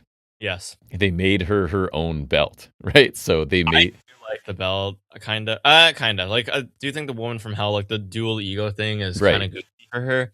But the belt is kind of a cool concept, I think. So they made her this belt that's like a Canada and American thing, I think, wasn't it? It looked kind of like Paige's old. What was it? It was half like pink for glamour, and the other side was woman from hell. Oh, was it? I thought I saw a Canada flag on there. Are you sure? What are you on about? Dude, she's not Canadian. I know, but it's the North American title. I don't think so. At least not like Paige's. So anyways, Stone makes a mixed tag match. Monroe can choose whichever Vanity Project she wants. I love Jackson Drake's reaction to that. I saw it. He's like so excited. She chooses Jackson Drake, and it's like he just won the lottery. He's pretty hyped about it, yeah. I do find Vanity Project entertaining whenever I like watch their clips. Chosen one. So highlight of the week for wrestling is what for me? Who made their debut on NXT this week? Starboy? He did too. Who was I more excited for? Solely based on name. This is the bit. He has arrived. Is it Dorian Van Dukes? Dorian Van Dukes has arrived. I've seen people praising him though. Strap the rocket to this guy. He's with You just like his name. You just like his name. I think it's hilarious. A hilarious name. So he's with LaFleur and what's his new name? EK Prosper in the locker room. Van Dukes will face Prosper next week. He's excited about it. Prosper's like, don't get too excited. I'm ready or whatever. And then the notable part here is that Sean Legacy, who's out with an injury, right, is sitting in the corner, kind of looking sullen in the background, clearly not for no reason. So we'll see where that goes. Maybe a heel turn for him is what I would suspect right out of the gate. Mm-hmm. We get Keanu Carver. He wins the triple threat. He was involved with Jackson Troy and Josh Briggs. Jasper. So this made me laugh too. The very same ref, the head ref guy, I can't remember his name, didn't want to ref his matches. Correct. Not only that, he was like, myself nor none of the people that are in That's why I thought it was dumb they did that, because you can't keep like. This is 2 days later, 3 days later. Now he's cool with it. And technically, wouldn't it even be a more dangerous, unpredictable match? I was gonna say, wouldn't it be worse if there's 3 of them now? So anyways, that aside, Carver pounces Troy to the floor, pounces Briggs in the ring, follows up with it's kind of like a jackhammer power slam to the front. Yeah, I have seen it, so I kind of cool, to be honest. As well. 14-minute match. There were some good stretches in this, and then there were some clunky bits. There was one part where it was like Carver, I think Troy was on the floor and Briggs was in the ring, and Carver couldn't figure out where he was supposed to be. So he slid out to the floor, climbed back in the ring, slid out to the floor, did something, went back in the ring. But man, he has a look to him, right? Like he looks imposing, Carver. I don't like the shorts without the knee pads or anything. I think he needs a bit more to his look. He's got basic MMA guy look right now. Even if he wasn't an MMA guy, I don't know. But Jackson Troy's bigger, but not as impressive. Sorry, Jasper Troy. Not as impressive looking as Carver. If Carver can learn how to wrestle, they might have something with him. I assume Briggs was the glue here. This match was okay. Nothing special, but it was fine. Shiloh Hill is an animal expert. I can't remember what Paxley. Oh my God, what isn't he? So Paxley starts talking about something, and it was shiny object. So she should get a piece of foil, something about an octopus or a magpie, and then she says I thought you knew about raccoons, because remember he's talked about raccoons before, and he says I don't know anymore. He says that raccoons are his specialty, but he knows a lot about a lot of animals because his gimmick is everything. His gimmick? What isn't his gimmick? His gimmick is everything. Tony D's team won the 8-man tag against Dark State. Miles Bourne showed up to attack Dion Lennox. They brawled to the back. Then you have Joe Hendry diving onto a group on the floor. That leaves Tony D to hit his spine buster and the dead to rights to Sugars, which I still can't remember what it is. But Page has made a blind tag, so he comes in, boots Tony D out of the way, hits the twisted grin, pins Sugars after 15 minutes. Tony D gets his revenge, hits the dead to rights to Page. So I saw the dead to rights 3 times and still don't know what it was. I'm pretty sure it was just the forget about it now. Because I think I saw the finish. I think it's a spine buster leading up to the finisher. But what's the finish? Anyway, the spine buster, I think. Another spine buster? I'm pretty sure it's just a spine buster. I'm not sure. Didn't you just do the spear and then the spine buster? Yeah, maybe. I was impressed with Sugars in this, and I feel like he and Lennox need to just get out of Dark State. Osiris has a cool look, but he's really bland, and the other guys just release him tomorrow if you want to. What's his face? Cutler. But Sugars is kind of intriguing to me, but not in this dark. He needs to get out of Dark State, and maybe him and Lennox. JD Sugars is an actual indie guy, I think. Jada Parker, yeah, Sugars wrestled before he got there. Jada Parker is the NXT Spotlight this week, and these NXT Spotlights used to kind of be something, and now they're indistinguishable from any other segment, basically. Yeah, they're just another thing. So she beat Kalani. Kalani attacked her. Next week, she'll show Kalani that Parker doesn't play. So she always sounds good, but it was super basic. Starboy, your boy, showed up this week. Starboy, you mean the New Zealand killer? What's his actual name? His name was Starboy Charlie. But now it's something Starboy something. Yeah, Starboy Hall. Okay, so he gets a speed match against Lexus King. So he loses in 2 minutes to Coronation. But in that 2 minutes, he flew all over the place. He's super flippy, but he could not look more indie. He was wearing... Yeah, super indie guy, but I think he's really cool. He was wearing... what's his name? what's the guy? Oh, Spike Dudley, like homage to Spike Dudley gear. He's Denim Dragon. Yeah. So, anyways, he was Denim interesting, Dragon. but he's so small and so flippy. He's cool though. Very indie. We'll see. Tony D then demands a match with Ethan Page. Robert Stone obliges, and you can sort of see Carver's off to the side watching as he and Tony share a look. So I don't know if that seems to be implying he's in line, which NXT Revenge. not ready for, but yes. Blake Monroe, Jackson Drake won their mixed tag match against Paxley and Shiloh Hill. We had Hill diving onto the floor. Seems repetitive, right? Somebody dives, leaving somebody alone, and then the finish comes. I've already recapped this once on this show. They're so creative. Paxley pauses, coming off the top for a moment. Monroe avoids whatever the move was going to be, lands a headbutt and the glamour shot for the win. Another fine match. Not a big mixed tag guy myself, but anyways, Monroe pinning Paxley. I'm sure that's furthering that feud. And then Hill and the Vanity Project continue to be some of the youngsters that are actually getting a lot of visibility, so that's fine. They see something in Shiloh and the man of every gimmick. See a lot of Shiloh. A lot of Shiloh. Stone announces that next week starts a 2-week special called NXT Revenge. We're going to get D'Angelo. Not come up with like an actual name. We're going to get D'Angelo and Paige on 1 week in week 1, I think. Oh, no, in 2 weeks. Next week. Next week. Okay. Anyways, and then, because I think in 2 weeks they announced we get Ruka Zarya and a Last Woman Standing. And we get a Joe Hendry concert. Callie Armstrong, who did Callie Armstrong's debut, she did have a vignette somewhere on this show I didn't mention. And she was the first Evolve champion. Yeah. Like she lost it to Gray. She's impressive looking too. Like she's an intimidating presence, I think. And we're going to get a new speed champion.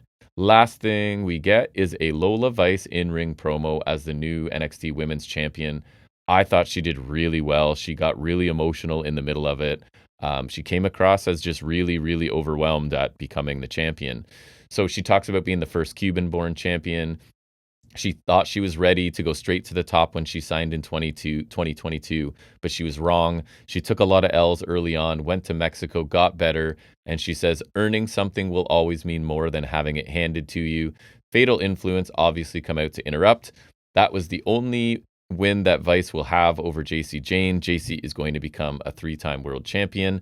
Stone comes out to say that Jane can have her rematch for the NXT Women's Championship next week at NXT Revenge. Yay! Heels attack. Lola fights them off. Jane narrowly misses a Vice backfist, retreats. Vice holds up her titles in the ring to end the show. Again, I thought a really good babyface promo from Vice, and this is why I think she's the choice, because she's miles ahead of Kendall Gray in this department. Yeah. Right? So, really good job. I assume she will successfully defend, because I don't think they want to put it back on Jane that quickly at this point. We need to see what. I feel like the Paxi run was supposed to be short, right? So there's I feel like there's a difference there. I think so too. So I thought it was a fine show, but nothing really stood out other than obviously Dorian Von Dukes debuting was the big notable on the show. SmackDown, anything irritate you that we haven't mentioned? What we kind of talked about? No, because that was kind of my main thing, but it's just like we were kind of already on that tangent. We did. So that leads us into our AEW Dynasty predictions. Do you want to explain how Certainty Score works in case there's anyone new? Oh, yeah, right. So it depends on how many matches we have, which we counted 8. Mm-hmm. There is a chance they add a couple from Collision, but we're doing this prior to Collision, so we will work with 8 matches, and we're assigning a number of points based on how confident we are in picks for any given match. 8 most confident, 1 least confident, everything in between. So I like you. Give me the match, give me your pick and rationale, and I usually don't disagree. Smarter. You win. I am green. I feel like I've been winning lately. Overall, let me ask you, because I have thoughts. Did you find this show hard to predict, easy to predict? I think a couple are tricky, but generally not as difficult as last show. Agree. I thought 2, I'm not very confident at all, and then there's like 4 or 5 where I'm very confident. Which I'm fine with, because last show is pretty unpredictable, so I like an easy night sometimes. As a wise man once said, predictable does not equal bad. Bingo. First match is Jericho and Ricochet. Jericho's not losing, so I took him at a 7. Jericho, he's not losing his first match. Ricochet's no longer a champion. He could lose here. Jericho's 6th. Right. I have 2 I'm more confident in, which is pretty crazy. I agree. Casino Gauntlet match for the vacant TNT title. So we only know Ciampa and Dorada are in this. And then obviously whoever wins the number 2 spot in Collision. I am going to pick Speedball. I think he's earned it because he's really been winning people over lately. Like I think it's been really noticeable. Like his trios matches have been great, and then like he's had singles wins against like Davis, and he had the match with Fletcher again. He just had that match with MJF. I think like he's been doing really great lately, and I see so much potential in him doing like in a mammoth open challenge epic run like Cassidy did, Mhm. kind of. And then you could have him just do that and have awesome matches every week True. until Fletcher comes back. True. And then we could pay off that feud. And if Fletcher wins, sure. If Speedball wins, great. I don't know. It could easily be someone else. I think it could be O'Reilly. There's a lot of people in this, but I'm gonna take Speedball. I'm gonna take it out of 3 because I feel good about that. I kind of hope you're right, to be honest. I just I went think it makes sense. I went with math and said the only person I know is in it is Champa, so I'm going Yeah, to I feel take like you Champa, always do that. right? There's a couple times I've taken a gamble and it doesn't work out. And he had a super short title run. Maybe they want to address the critics who are like, "Oh, he came, won a title, and then lost it right away." Okay, He wouldn't be a terrible choice to be your champion. You could still No. do an open challenge gimmick with him if you really wanted to. And All right, again, now, I'm going to pick the only guy I actually know is in the match. So I also went 3 points, though. interesting. Alrighty. Then we get Tekla, Jamie Hayter. There's not much build to this. Tekla wins. I took her to 5. 5. I went 8. Like, what the heck? I have an 8 that I'm a little more certain of, which Tekla's hotter than me. she's ever been. In our opinion, we're loving her. Hater's part of a tag team that's involved in like an ascension to the tag titles. There's no shot. It's Hater. which is not It's on the Tekla. show. 8. Easy 8. Box Okada, Takeshita.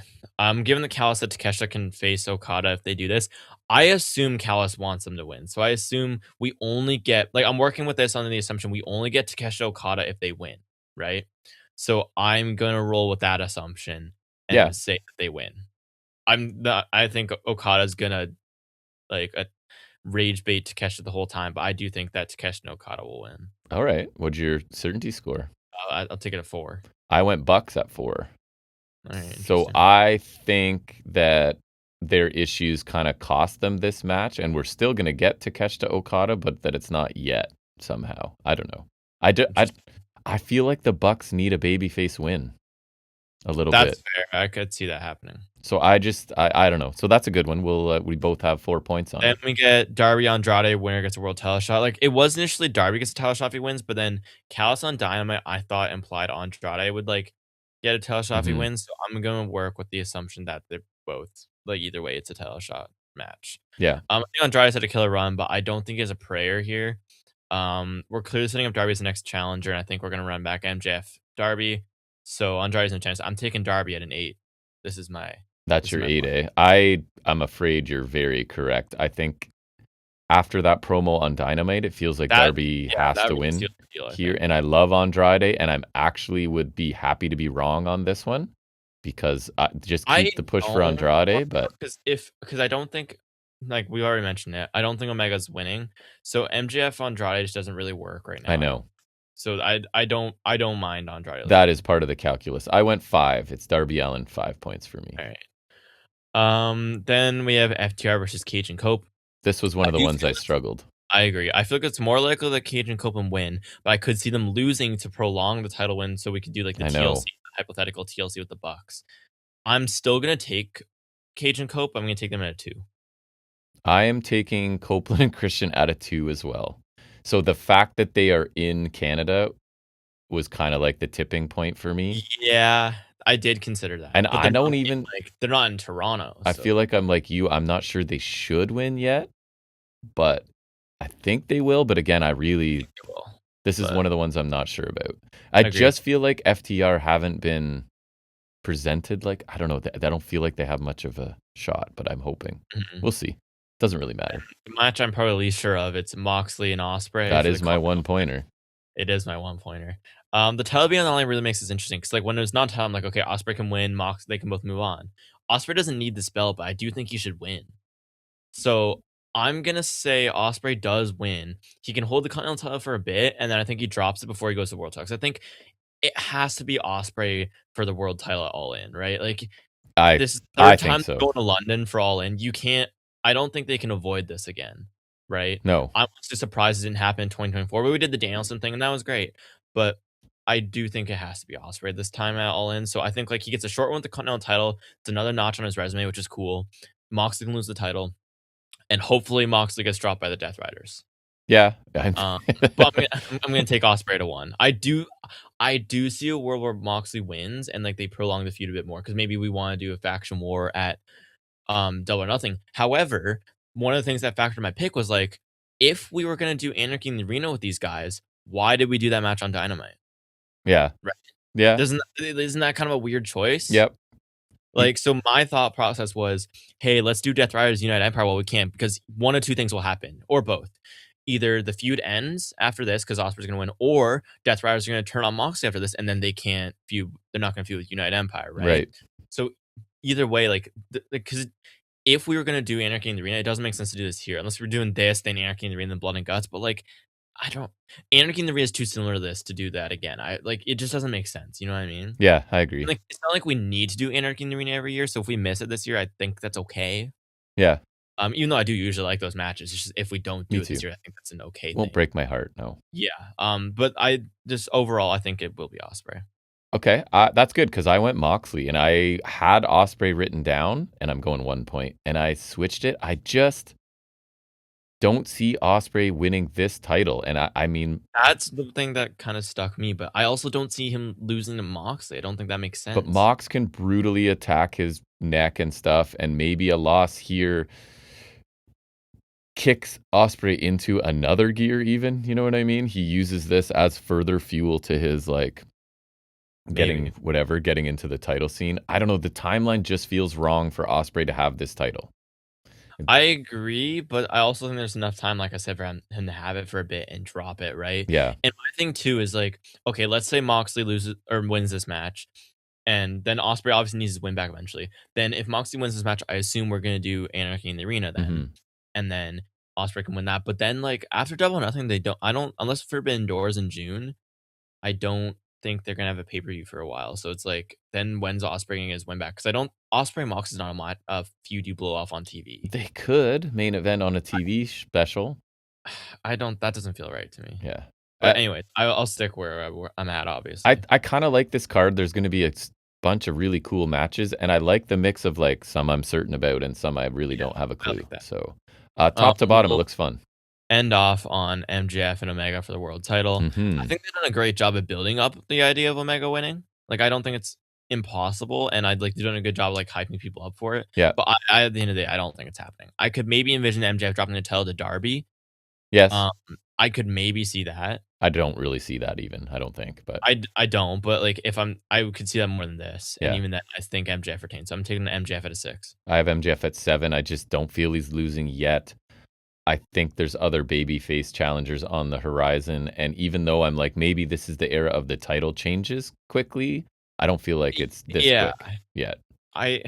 If it was the era of the title change, I would have rather we give it to Hangman so that we're not in the situation we're in. So I went 7, and MJF retains as well. All right. I guess that's we will be checking that show out. Still got to figure out how we're going to watch it remotely, but we will figure that out. So we'll be checking that out tomorrow, and then I'm sure I don't think we'll have time to do a special episode of Just unless it was like amazing and it works out. We still haven't done. Oh my god, we still haven't done the worst of it. I know. So we'll probably tack on our Dynasty discussion to episode 300 next week. So that'll add a little bit to it. Big 3-0. Big 3-0. So shout out to us for doing this for so long. That's just for fun kind of thing. Hopefully there's enough people out there enjoying it, because you're the people we do it for. You are an exclusive club. If you're a regular listener of this show, you're in an exclusive club. So congrats to you. But anyways, we'll be back here next week for episode 300. We hope to see you back here. Bring a bunch of friends, tell some people about us, share some stuff on social media if you'd like to help us out, because we don't really do that ourselves at all. No, we don't. But anyways, back here next Saturday. Till then, everybody, take care.